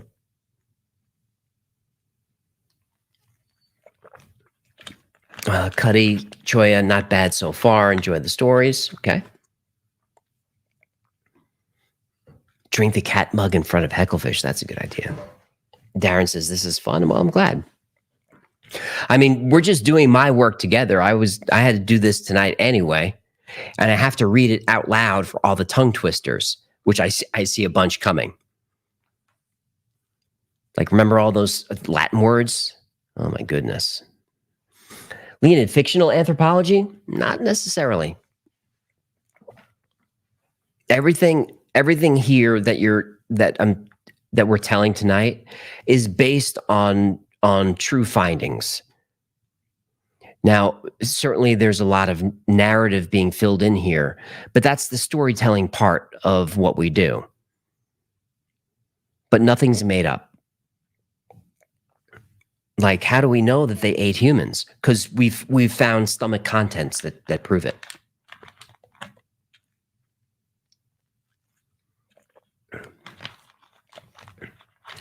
By the way, this is what the podcast looks like, just me sitting here reading. Scene 5. I already see some tongue twisters. All right, let's go. Remember Ralph Cramden? No, it was Ed. Ed, before he played the piano, he can only play Swanee River. You guys are too young to remember that. Scene 5. Right around the time Neanderthals started disappearing from the fossil record, the ground beneath what is now Naples, Italy, started shaking. Then the land began to splinter across an area of almost 70 square miles. The entire surface of the Earth melted into the caldera below, which in turn spewed out enough debris to become the largest ever volcanic event in the Mediterranean. Known as the Campanian Ignimbrite eruption, it was made up of superheated gas, volcanic ash, which is covered in splinters, and lava. No one knows the true extent of its devastation, but it caused an immediate and extreme ice age throughout Eastern Europe and into Asia, maybe even the whole world. I'm just scanning ahead to see if she describes why. Okay, so here's what's happening. There's a huge...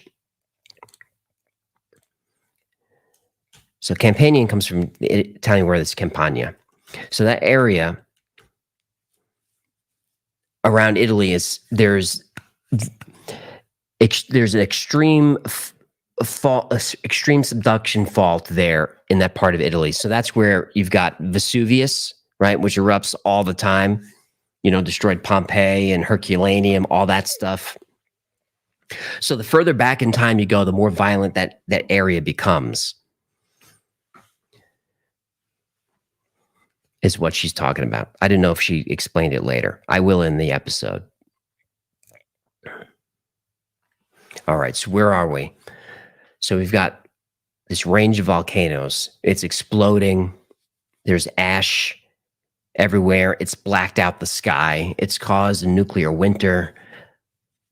The climate is changing. It's getting colder. The air is toxic. And then the entirety of Levant was engulfed. Debris coated almost all of the Neanderthals' territory. In most places, it was several feet deep. While they are designed for harsher climates, almost everything died. Their food suffocated. Their water was toxic. Millions died and probably became food for the survivors. There was no escaping the winter. Neanderthals had nowhere to hide. Their entire empire was based around a specific climate and environment. They were not adaptable creatures, not like us. As the earth around us burned, our ancestors went deeper underground. We took with us generations, almost 40,000 years, of knowing how to survive in the constant threat of death. It's no wonder we survived. It's the only thing we did for most of our time on this planet. When the time was right, we emerged. The world was, once again, a different place. The giant buffalo went extinct. Denisovans disappeared. So did the last remnants of Homo erectus and Homo floresiensis, allegedly. Europe lost the most over this time. The woolly mammoth, the steppe bison, water buffalo, the giant muskox, giant deer, basically all of the giant ungulates. Ungulates are even-toed hoofed animals, like Gertie. The cave wolf disappeared, most types of bear, all types of elephants, several rodents, and so many more. Then there were the last of the Neanderthals. In a desperate attempt to revive their numbers, they started breeding with their Homo sapien slaves. This wasn't an uncommon practice prior to the cataclysm, but it became more of a thing, a horrible, awful, evil thing back then.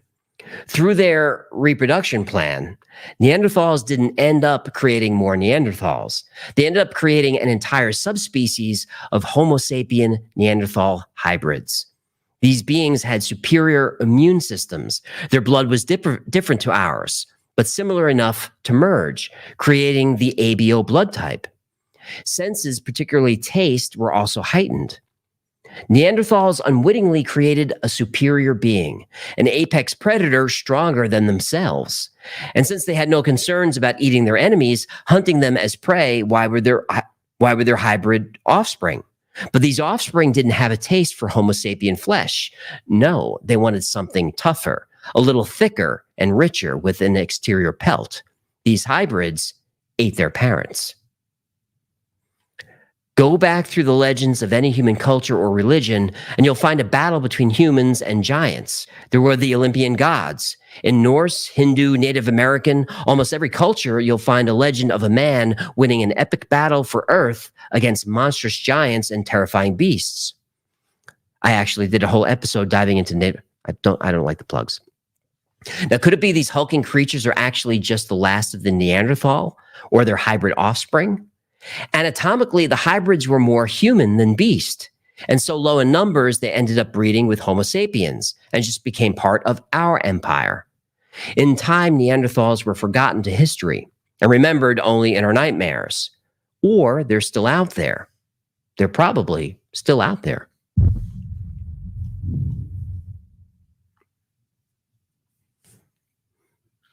Scene 5 is pretty good. That's interesting. Randy says, hey, AJ, cut to the chase. Do we die tomorrow? Not tomorrow. But I wouldn't make any long-term plans.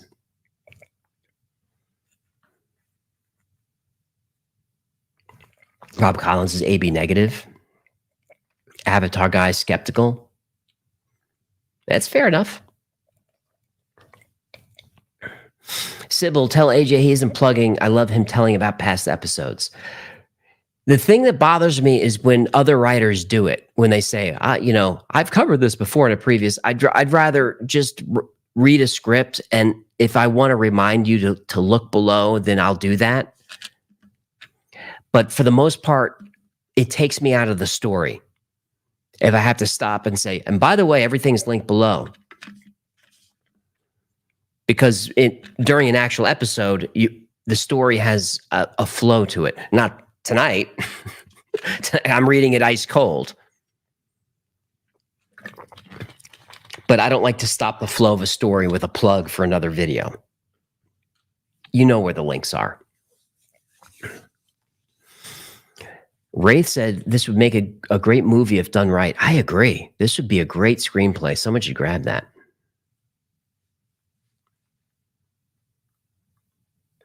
AJ should have worked Gigantopithecus Blackie into the story. Real life King Kongs. Jack, this is my story. This is the story that I get before we do a story. That's why I struggled through some of it. Mason Dean, I got something for you. All right. Are we ready for scene 6? Where were we? So, all right. So she's saying that they might still be out there.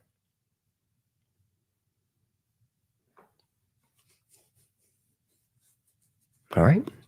Here we go. In 1912, French paleontologist Marcelin Boule first proposed the idea Homo sapiens brutally destroyed every single one of our Homo competitors. He was ridiculed by the scientific community. His ideas were ignored for decades, until archaeologists started digging deeper in both physical exploration of the ancient past and self-reflection. We've come to understand Homo sapiens as a deeply violent species. We commit genocide against each other now for the most superficial reasons. Why is it so absurd to think we've committed genocide throughout all of our time on Earth? But big archaeology hates violence, probably because most archaeologists aren't anything like Indiana Jones. Violence isn't natural to a lot of the gatekeepers of our past.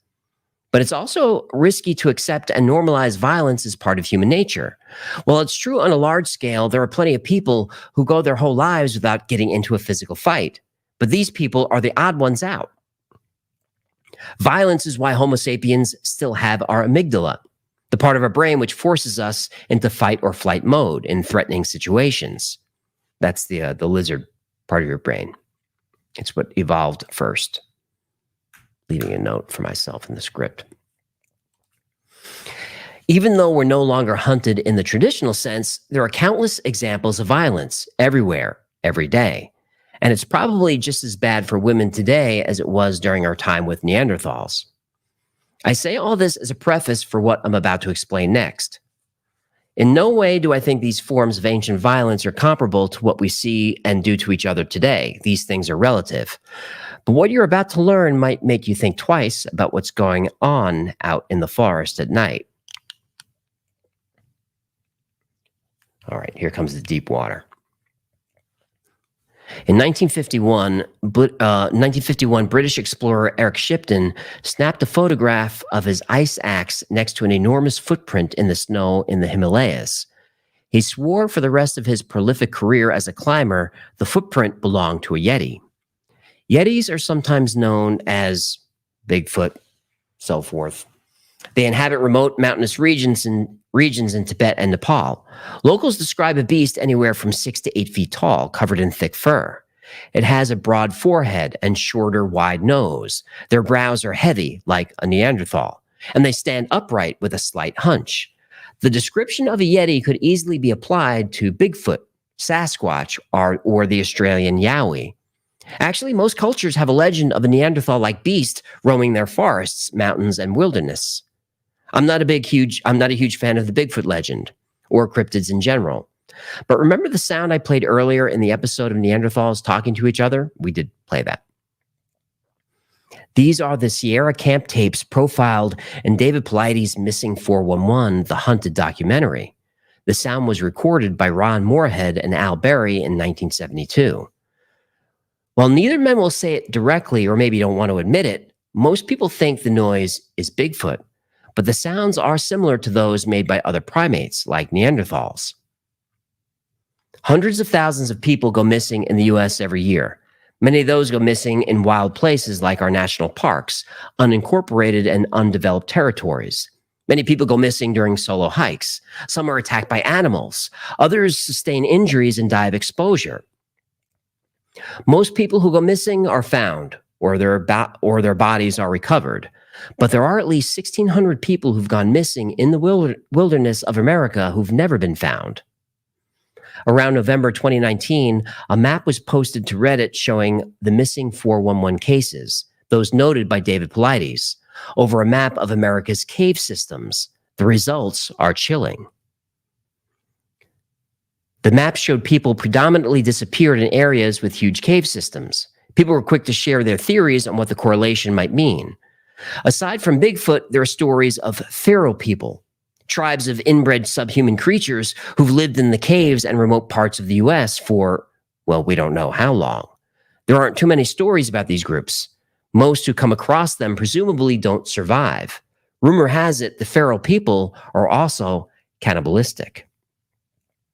One woman called Olivia, who was hiking near Leno Lake in Washington State, says she found humanoid footsteps near a summit she was hiking. She posted the video on TikTok, but it was later deleted. You guys want to see the video? I think we have it. So the encounter that my mom and I had. It's 12 minutes though. This was after we set camp, and the science says that. Oh.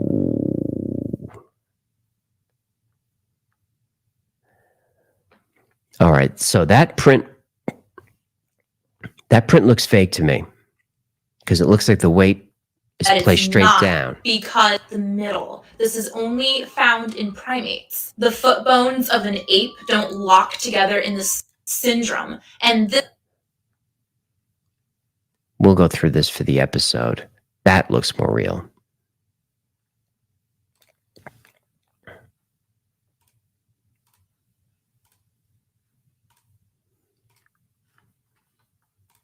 I'm going to get that guy back. That guy's awesome.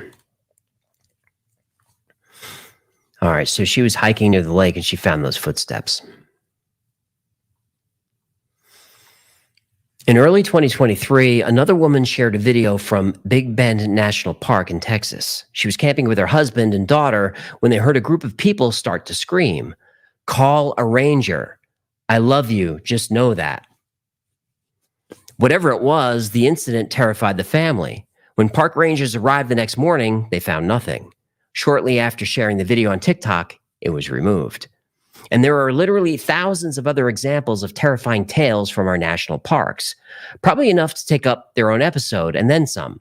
From the Appalachians to the Himalayas, we Homo sapiens still feel the sense there's someone else out there waiting in the caves like we once did, biding their time till they can reclaim their place as the true apex predator of Earth.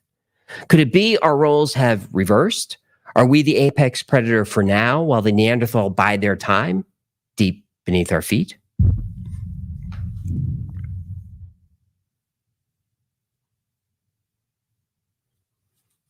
All right, that scene wasn't bad. You know, I'm not a huge fan of Bigfoot.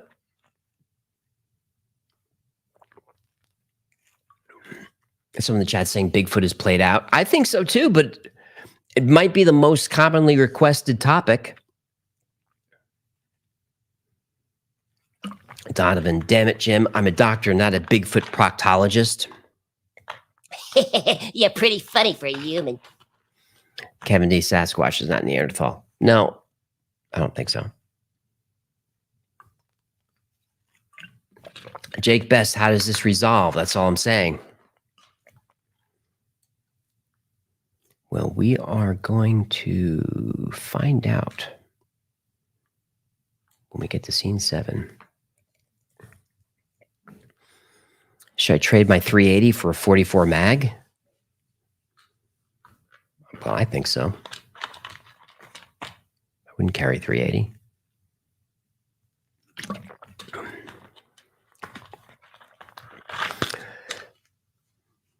All right, scene 7, which she's titled Debunk. I'm all clogged up. I'm all clogged up. Scene 7.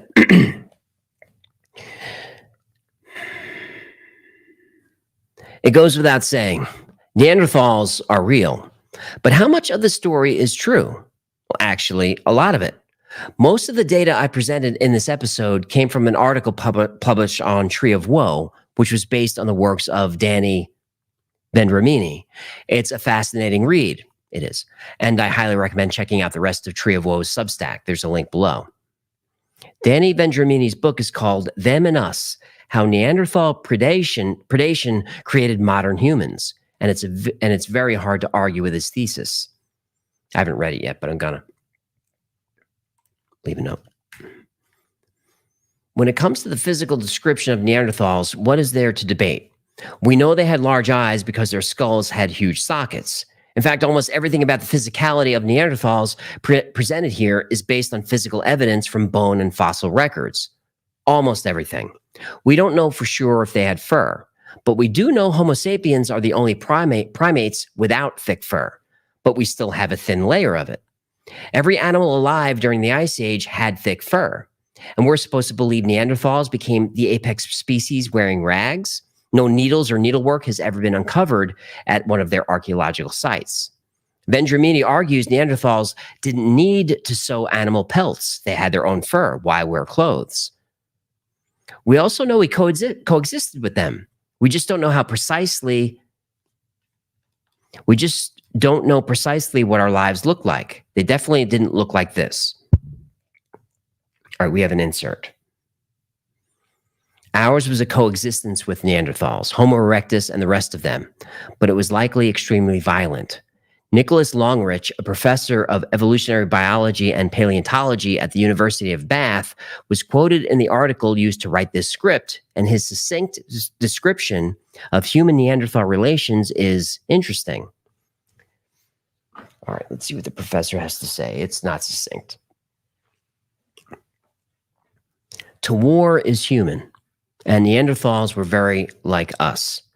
We're remarkably similar in our skull and skeletal anatomy, and we share 99.7% of our DNA. Behaviorally, Neanderthals were astonishingly like us.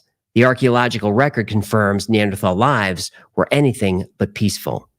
The best evidence that Neanderthals not only fought, but excelled at war is that they met us and weren't immediately overrun. Instead, for around 100,000 years, Neanderthals resisted modern human expansion. For thousands of years, we must have tested their fighters, and for thousands of years, we kept losing. Finally, the stalemate broke and the tide shifted. We don't know why. It's possible the invention of superior ranged weapons, bows, spear throwers, throwing clubs, let lightly built Homo sapiens harass the stocky Neanderthals from a distance using hit-and-run tactics. Or perhaps better hunting and gathering techniques let sapiens feed bigger tribes, creating numerical superiority in battle. Ultimately, we won. But this wasn't because they were less inclined to fight. In the end, we likely just became better at war than they were. But how did the Neanderthals die? Well, the most likely culprit to their downfall is the Campanian eruption out of Campi Flegrei, Italy. Data collected in the early 2010s found 20 to 40 inches of volcanic debris more than 1,200 miles from the crater. And every other time scientists dig up new information on the eruption, it gets bigger. And Campi is overdue for another eruption. She says, let me know in the comments if you want a video on that. Don't plug. No matter how it all ended for how it ended for them, one thing's for sure, we mated with them, willingly or otherwise. Everything mentioned about the impact Neanderthal DNA has on modern humans is accurate as far as we know. There's also some suggestion the mixture of human DNA with Neanderthal DNA created redheads, but this is still up for much debate and discussion. Whether or not Neanderthals are still alive is also up for debate. Countless people swear up and down they've seen these monsters in our national parks. Some people have even snapped photographs, apparently. But to date, there's never been any conclusive evidence that they exist. Most people who go missing in national parks do so through natural means. And the map of missing people over the map of America's cave systems? Some cartographers dispute its legitimacy. The data on the map doesn't match public data sets. So where is this data from? The post says missing 411, but the cave data is questionable. It's pretty hard to get the most up-to-date information about our cave systems. This could just be a map of cave entrances, but it's still unclear. It'd be great to see the creator of the map put the data into Geographic Information System, GIS, so others can analyze it with huge amounts of overlaying data. Sure, this is the lead.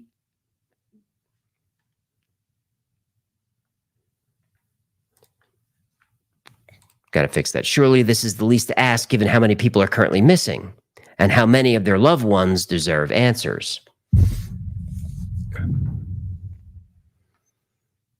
All right, so what's she talking about there? We got to clean some of that up. That's still an interesting scene. One thing we'll talk about here, I'll leave a note, is a lot of the data regarding the missing 411 in the national parks is because, for some reason, the park police and rangers keep very, very poor and scant records. That's something David talks about on his channel. The cave system stuff is interesting. I read something like only 5% of caves in the United States have even been discovered. Dawn says Denisovans were ginger. I read that too. But if I look at that image, that I don't see how redheads come from that guy.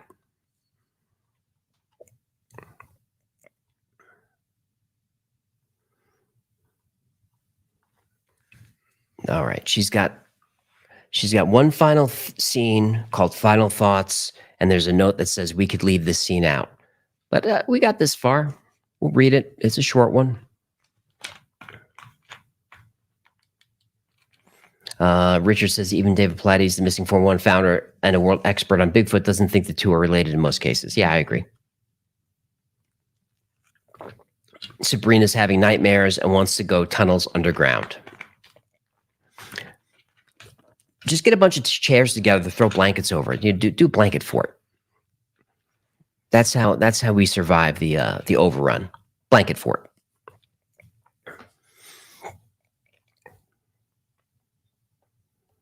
All right, I need to scan ahead to make sure there's no politics. Scene 8, final thoughts.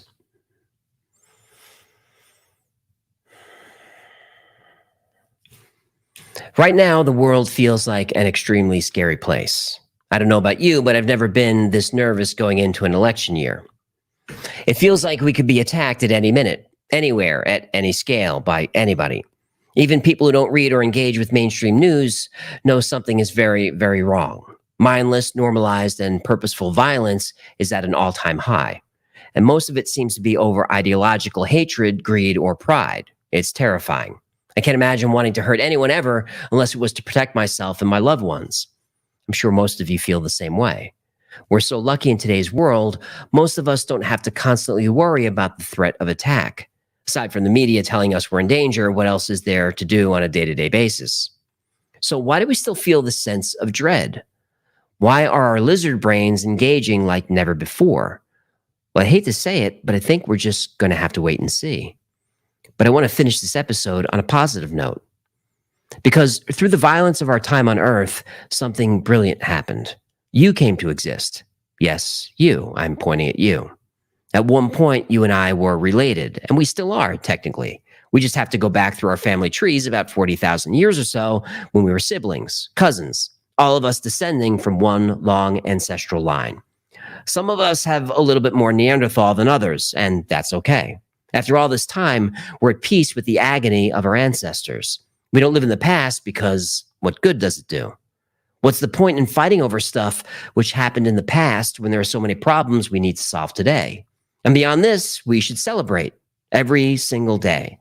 There was no guarantee Homo sapiens like us would rule the world, but here we are. We made it. The skinny, furless, nimble, and tastiest of the homos are now the apex predator of our planet. Well done, guys. We did it. At least for now.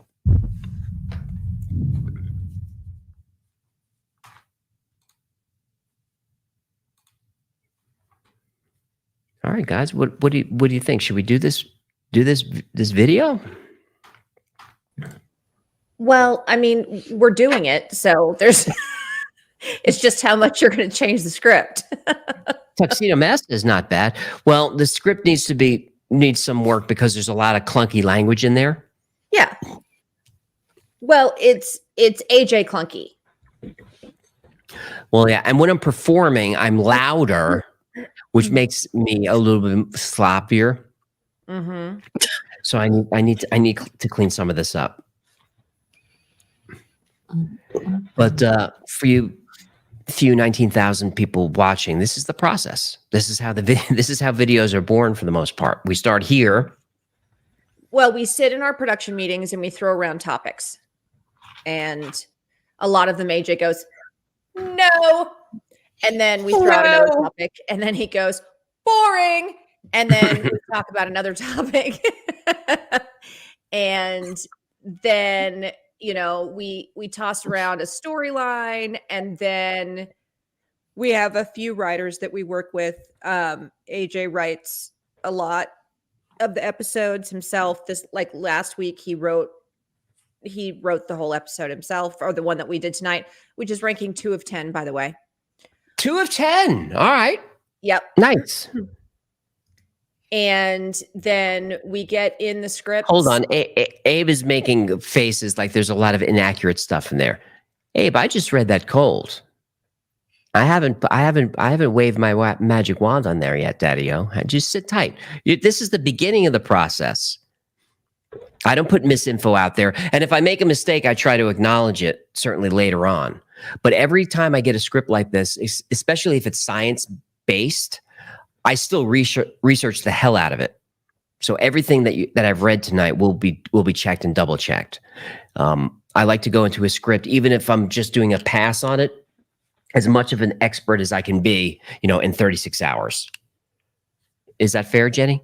Yes. And then He'll do a pass on the episode, and then he goes in and he writes Hecklefish's jokes, and then Hecklefish has to look at them, and then there's a whole back and forth between the two of them that we all try to stay out of, and then we shoot, and then that's that portion of it, and then it goes into the edit, and then that takes a couple of days as well. So it's a lot. It's a lot. So we're 3 hours on your clock. What do you think? We go till 10 o'clock? Yep. We'll go to 10 o'clock. So I'm going to drop you guys down again so I can blast through the super chats as fast as I can. Okay. So I'm going to wrap this thing up in 15, 20 minutes. So any super chats that you send through are we're just grateful for your donations. I may not get to read them. Yes. Bob J. Hecklefish does his own voice. Who does your voice? Right. James, there's not a lot of tension between Hecklefish and I. I shouldn't say that. For producer Jen, there's tension because he can be a diva and it's hard to deal with diva talent. But Hecklefish lives at our house. So, we get along just fine. Is this making sense to anyone? Shush your face.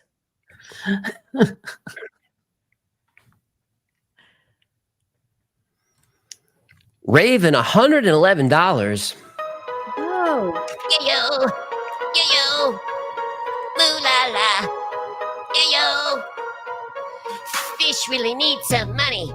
I need to buy some stuff. Fish really needs some money. YouTube don't pay enough. Fish really needs some money. So click the super chat. Like that.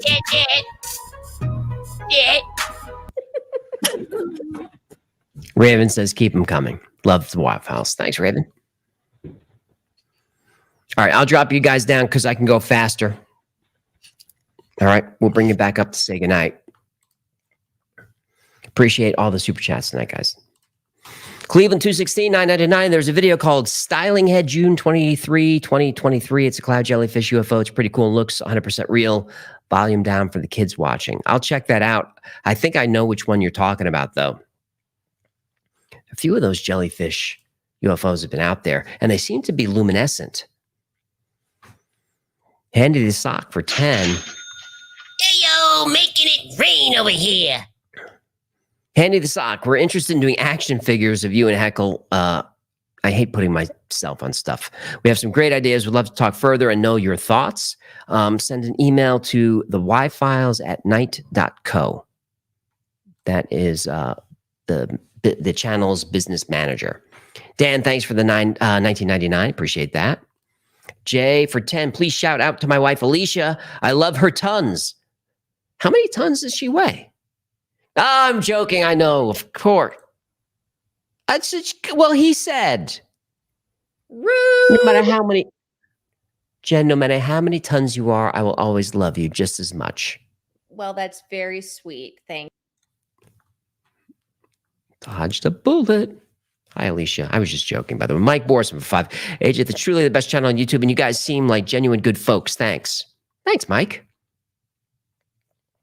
We're genuine good folks. I mean, good-hearted. On Fridays, yeah. Well, Thursdays are hard. Thursdays are hard, and then we have we do a 9 o'clock AMA with a certain level of Patreon and above.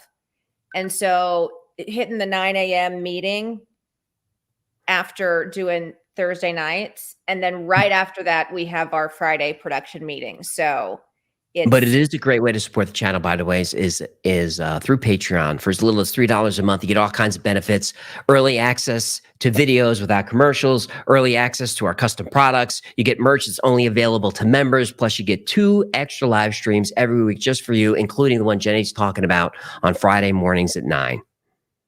Yes. Great way to support. All right. Nicely said.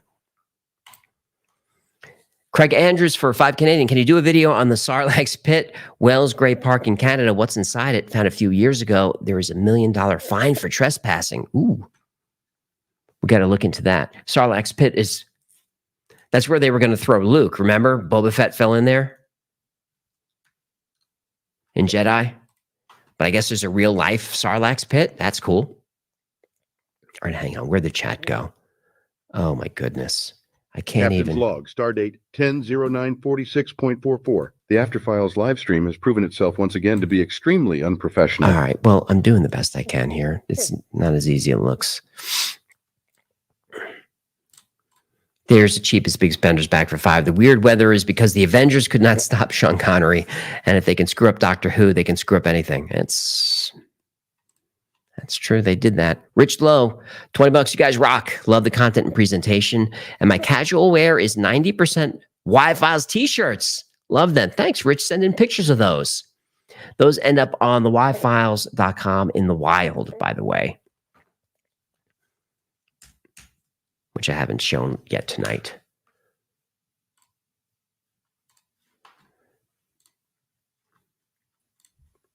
Gino was trying to flag you down. Yeah, I just want to also say that if you tag us on your pictures as well, we'll repost them. We always like seeing people wearing our merch. Or you can follow me at where's_Gino and tag me, and I'd be glad to put you up as well.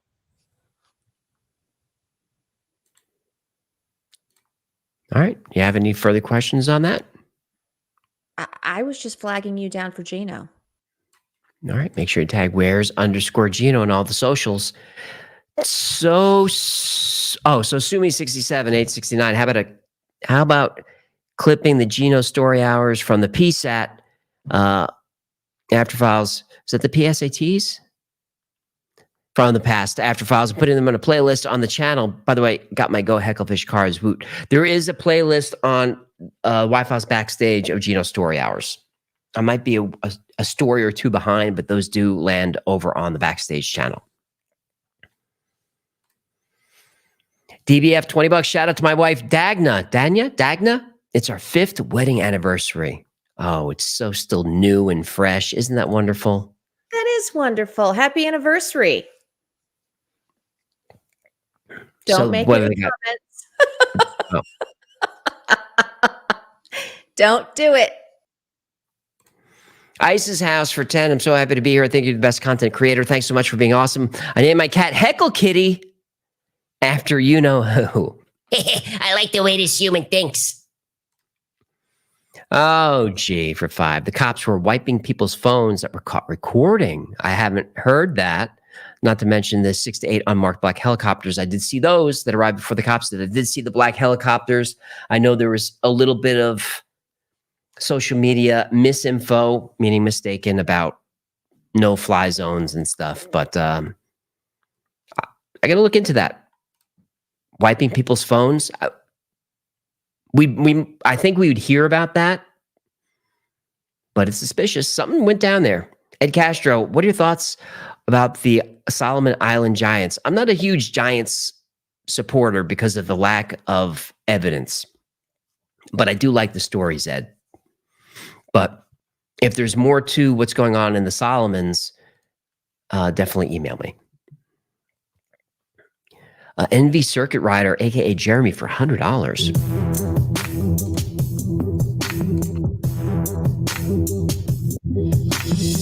They see me swimming in my waist. Send me money cause you know that my bowl is dirty. Cause you know my bowl is dirty.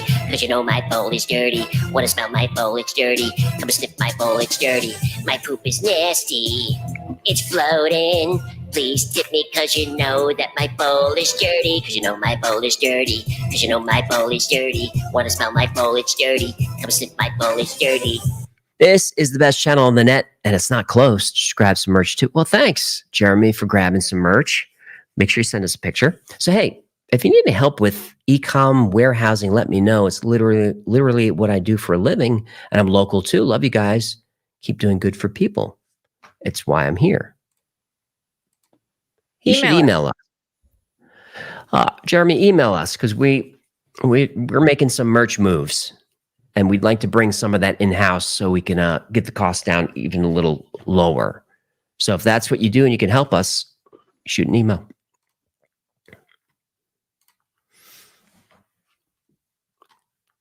Where are we at? Hunter Francis, is there plans an episode about the HARP station in Alaska? Most of us locals seriously have no idea what's going on there. I've covered it in a few different episodes, but I haven't dedicated a full one. But there's definitely something weird going on with HARP. HARP is the station in Alaska. I think it's connected to the University of Fairbanks that was created to analyze the atmosphere. But what's weird is they spent hundreds of millions of dollars on it. It's too much money for what they say they're doing. So something is weird going on there. So a full episode on HARP could be fun. Ed C, sorry to hear people don't like the debunking, but for me, the storytelling is the important part. The myths teach about the culture regardless of their truth. Thanks for being a great storyteller. You're welcome, Ed. We just want to get to the truth and have a little fun along the way. That's all it is. I'm not here to crush anyone's dreams. Doug Clark, thank you for the 20 super awesomeness. I appreciate that. Rebecca's there, loves the channel. Rebecca, you look a little young to be super chatting, but that's okay. Some people just have a youthful glow about them. Jim Chilton for 10. Von Neumann Probe, are you inviting me to some type of evening? Also, how about doing the Chilean UFO? Email that stuff over, Jim, and we'll look into that. Digging Gino's Y-Files background, although I do miss TWF. Got a double thumbs up from Gino. Yeah. There he goes. Dumpster Diving Dragon 555. Hey, hi to me and company. This is 555 is my first payment to Gertie's reparation funds due her way for my failure to her namesake and my 4 getting all bent. I need a little help with that one. This is 555. My first payment to Gertie's reparation funds due her way for my failure to her namesake for my getting all bent. I don't know. Hey, tell me, did someone go on Grubhub and order crazy? I think your delivery is here. I appreciate the support, Dumpster Diving, but you got us all stumped. Nicely done. Corn Dog Woofington loves the show. You've touched briefly on stories of the paranormal involving psychedelics. Any plans to talk about Terrence McKenna, machines, elves, or similar weirdness? We do have an episode coming up on the pineal gland. We'll get into some of the psychedelic stuff there. I just have to be careful not to be too druggy. Jake Best, very reliable. Much love, brah. Y'all among the greatest shows ever made. Maybe better than MASH or even Love Boat. Wow, may I get a shout out to another legend show, Kyle Dunnigan Live. Wow, Fozzie, greatness. Another run. The Love Boat promises something for everyone. Set a course for adventure, your mind on a new romance. And love. Okay, you're just gonna let me keep going, but I will. I just was waiting for Love Boat to finish so we can get to Fantasy Island. what was it? I don't remember Because that came on after Love Boat, didn't it? Right. Yes. I just remember I remember Deplane, but I don't remember The plane. I don't remember the theme song to Fantasy I look like this and I sound like this and nobody notices I'm very strange. That's my Hervé. That's pretty good That's Hervé, right? Spot That's a on good there. one.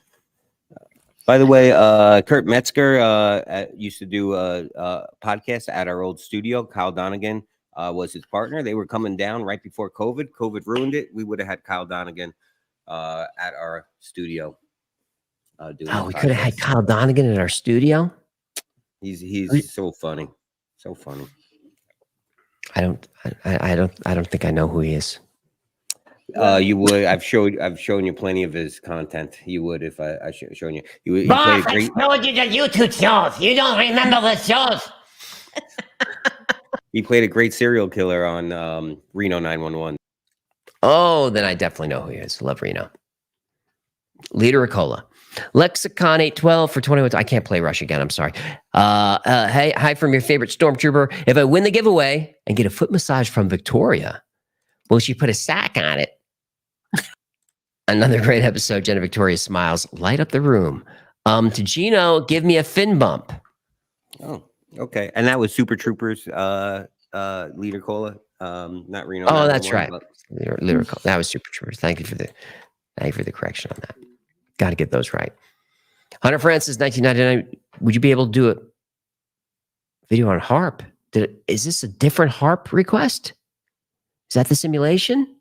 Simulation. Why? Oh, it was DBF. Me and the wife are. Fifth. Oh, what? Am I not scrolling? You're not scrolling. Hang on. Hang on. You know what? I'll start from the bottom. We're almost out. Start at the The live bottom. stream is so disappointing. Just so disappointing.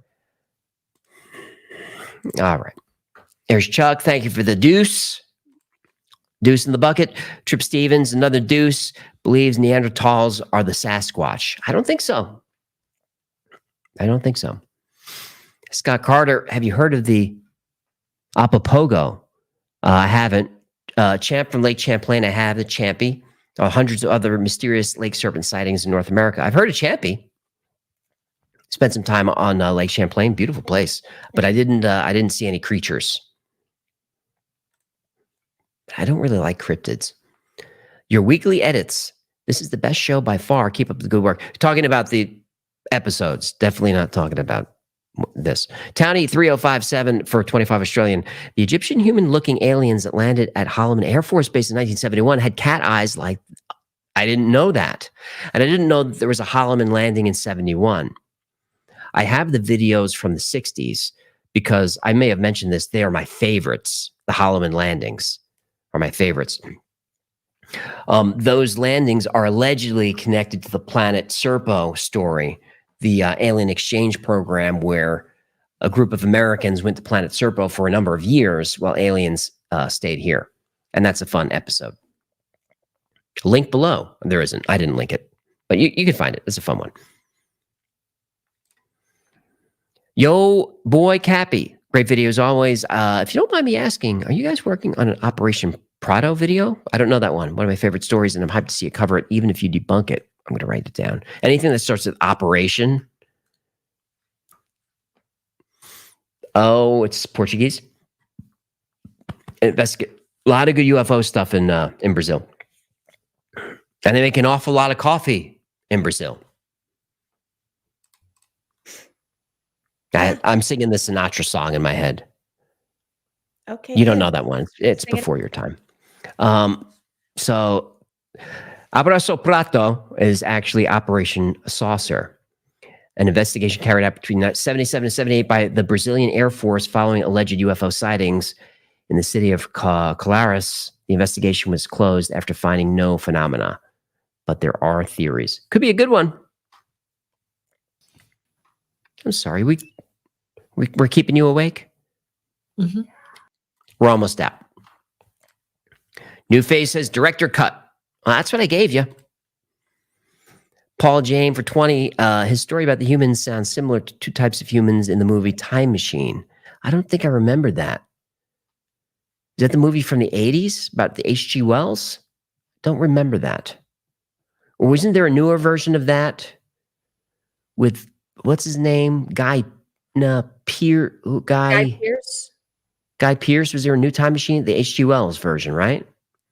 I remember the old one. I vaguely remember that. The old one, he was chasing Jack the Ripper through time.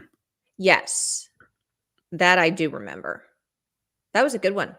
That was a pretty good one. Reeve? Gino needs his own cast. Love this show. I'm not sure if Gino's production budget has room, but we can certainly look into it. All right. I like it. Joey B. Hey, White House team, please look into the Phobos 2 probe and the dubious story of its demise. You won't be disappointed. Great show tonight. I know that story well, and I think we have that one on. That's probably on the book somewhere. Do Phobos, right? Yep. Because that's a fun one. Paul, Ginos Story Hour is produced now. OMG, this is amazing. Love the look, Gino. Thank you. And thank you to our producers. They did a great job. Our editors do a great job. Shout out to both of them, and Nate and Josh, and Haley helped out producing that one. Really was a big effort all around.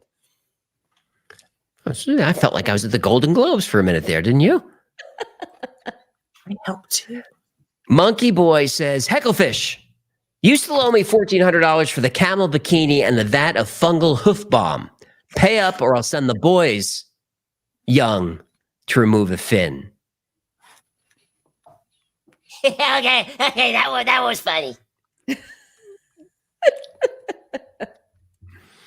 Lazy A-hole Ranch. I fin bumped my screen when I saw fin bump, and I'm terrible at super chats. Y'all are amazing. Thank you. Well, you did just fine, Lazy. I mean, you got the money over. That's the most important part. You got the super chat read. Got some emojis in there. You're doing fine. David Bailey, why is he bent over in this photo? And who's behind him, I wonder? Does he look? He's hugging an animal. I think there's a dog in the photo. You just can't tell because it's black dog. It's a black dog. Is he hugging it, or is he like? It looks like it could be a sleeper hold. Is he euthanizing an animal in that photo? You are awful. David says, thanks for satisfying our conspiracy theory minds. My big puppy and I, well, they used to love watching every week before he euthanized the dog by choking it to death. No, he didn't. That's a wonderful puppy. I'm sure he's fine. Probably fine. There's Manny Sosa. Thank you for the 20. Thanks for all you guys. Thanks for all you do. Great shows, you guys. And that's what Manny says. Phil Matera for 25 loves the Y-Files. You are my favorite go-to each and every night. I love the stories and greatly appreciate. Remember, we're just trying to do 2 episodes a week. Well, you are. Yeah, with the podcast. Greatly appreciate all that you guys put into each and every episode. Keep up the great work and the fun stuff. Thanks, Phil. Appreciate your support. Gerardo Perez Lopez. Hey, Y-Files. My father-in-law, Jose, shared your channel with me and my wife. Father-in-law sounds cool. Can you please shout out Jose who watches all your episodes? Hey, Jose, I want to speak with a Mexican accent and say Spanish words at him. Okay. Well, weren't you teasing me the other day because we went to a Japanese restaurant and I was speaking with a Japanese accent? Yes. while mixing in broken Japanese? Yes. Who knows what I actually said? Right. You do the accent I was doing. Well, the thing is they understand that we needed a table for 2. You didn't have to say, hello, table for 2. I said table for ni. I'm just saying. It's just, Ni, of course, the number 2 in Japanese. There's Shannon for 10. A while back, I made a comment about the show Fringe. We started watching and just finished the series. Any new suggestions? P.S. Thanks for putting our dog Nola in the credits. Boy, if you liked Fringe, I'm on the spot now. There are so many. Fringe, I highly recommend if you're a fan of the Y-Files and haven't watched it. Fringe is a great watch. It's a lot of episodes. In general sci-fi, I really got into Severance. I turned a lot of people onto that one. I really got into Silo. Could be fun, different than Fringe, though. The first season of Travelers was kind of cool. Fringe-ish. Yeah, the first season of Travelers was good. Jose for 5 fell in love with Art Bell. My grandfather listened to him in the 90s, and you're kind of cool too. That's fair enough. I couldn't have said it better. Dr. X for 20 euros. You're amazing. Thank you for your hard work and integrity. You're welcome, Doc. And that's everybody. Victoria, thanks so much for your help tonight. We couldn't have done this without you. There she goes. Ginos Story Hour was on point, huh? Yep. Come find me on VR chat if you got a quest. It's the Y-Files. You could come play poker with me on Vegas Infinite or VR chat, the Y-Files. Add me. Since you're doing plugs, maybe throw your socials out there. Get it all out there. Oh, are you doing tag me. Are you doing any dates this week? Your yucks or? You never know where I'm going to be, but check out where's_Gino on all the socials, and you'll find out where I'm going to be. Find out where he's going to be. Jenny, thanks so much for your help. Couldn't do this without you either, especially when there's a Philosopher's Stone break. Right. You're welcome. Have a good night, everybody. There she goes. Last one, James. Thank you for the 50. Very generous. Great channel. Watch every episode. Thoughts on CERN, Hadron Collider video with the theories paranormal around it. Yeah, CERN video is coming. I need to be scientifically accurate and not too much with the rumors on that one. But we definitely will cover that. Thanks to everyone for super chatting tonight. I know money's tight. Things are weird. Your support keeps us going. Grab some merch, shop.thewildfiles.com. We keep the prices low intentionally. There's lots of fun stuff up there. The best way to support is through Patreon. It's $3 a month is the lowest tier, and you get all kinds of stuff. And there are a bunch of tiers. You get special access on Discord as well. If you just want to hang out with a cool community, Discord is a great place to do it. There's 20 or 30,000 people on there, just like us. It's a lot of fun. So thanks for super chatting. Thanks for supporting. We'll see you next week. Hecklefish will sing you out.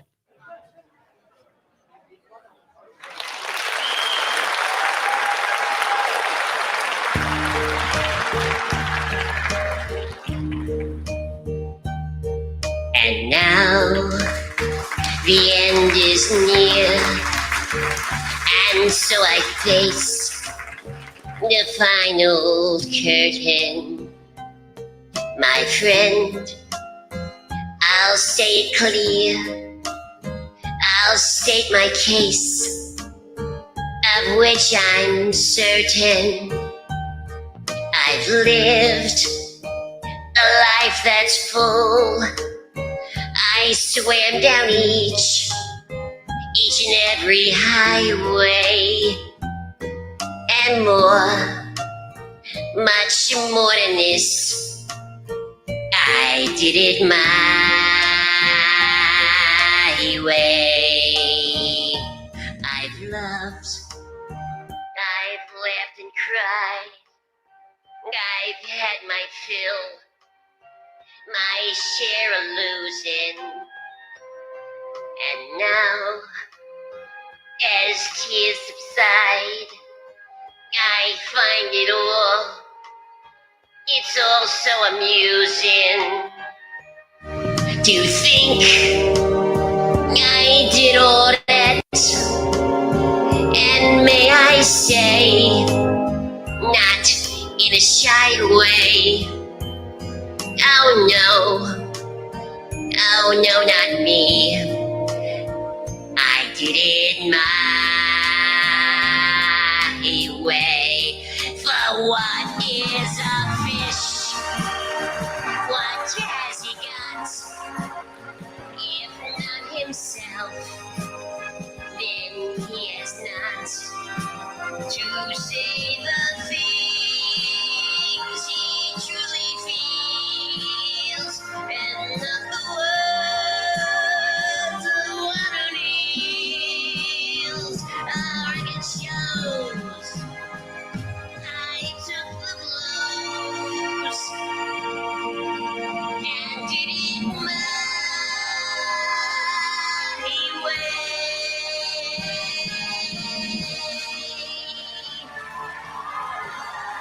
Thank you, ladies and gentlemen. Thank you so much. Let's hear it for the Wild Files House Band. You guys sounded great tonight. And take care of those waitresses, will you? All right. Everybody get home safe. This is Hecklefish. And you know what? I did it my way.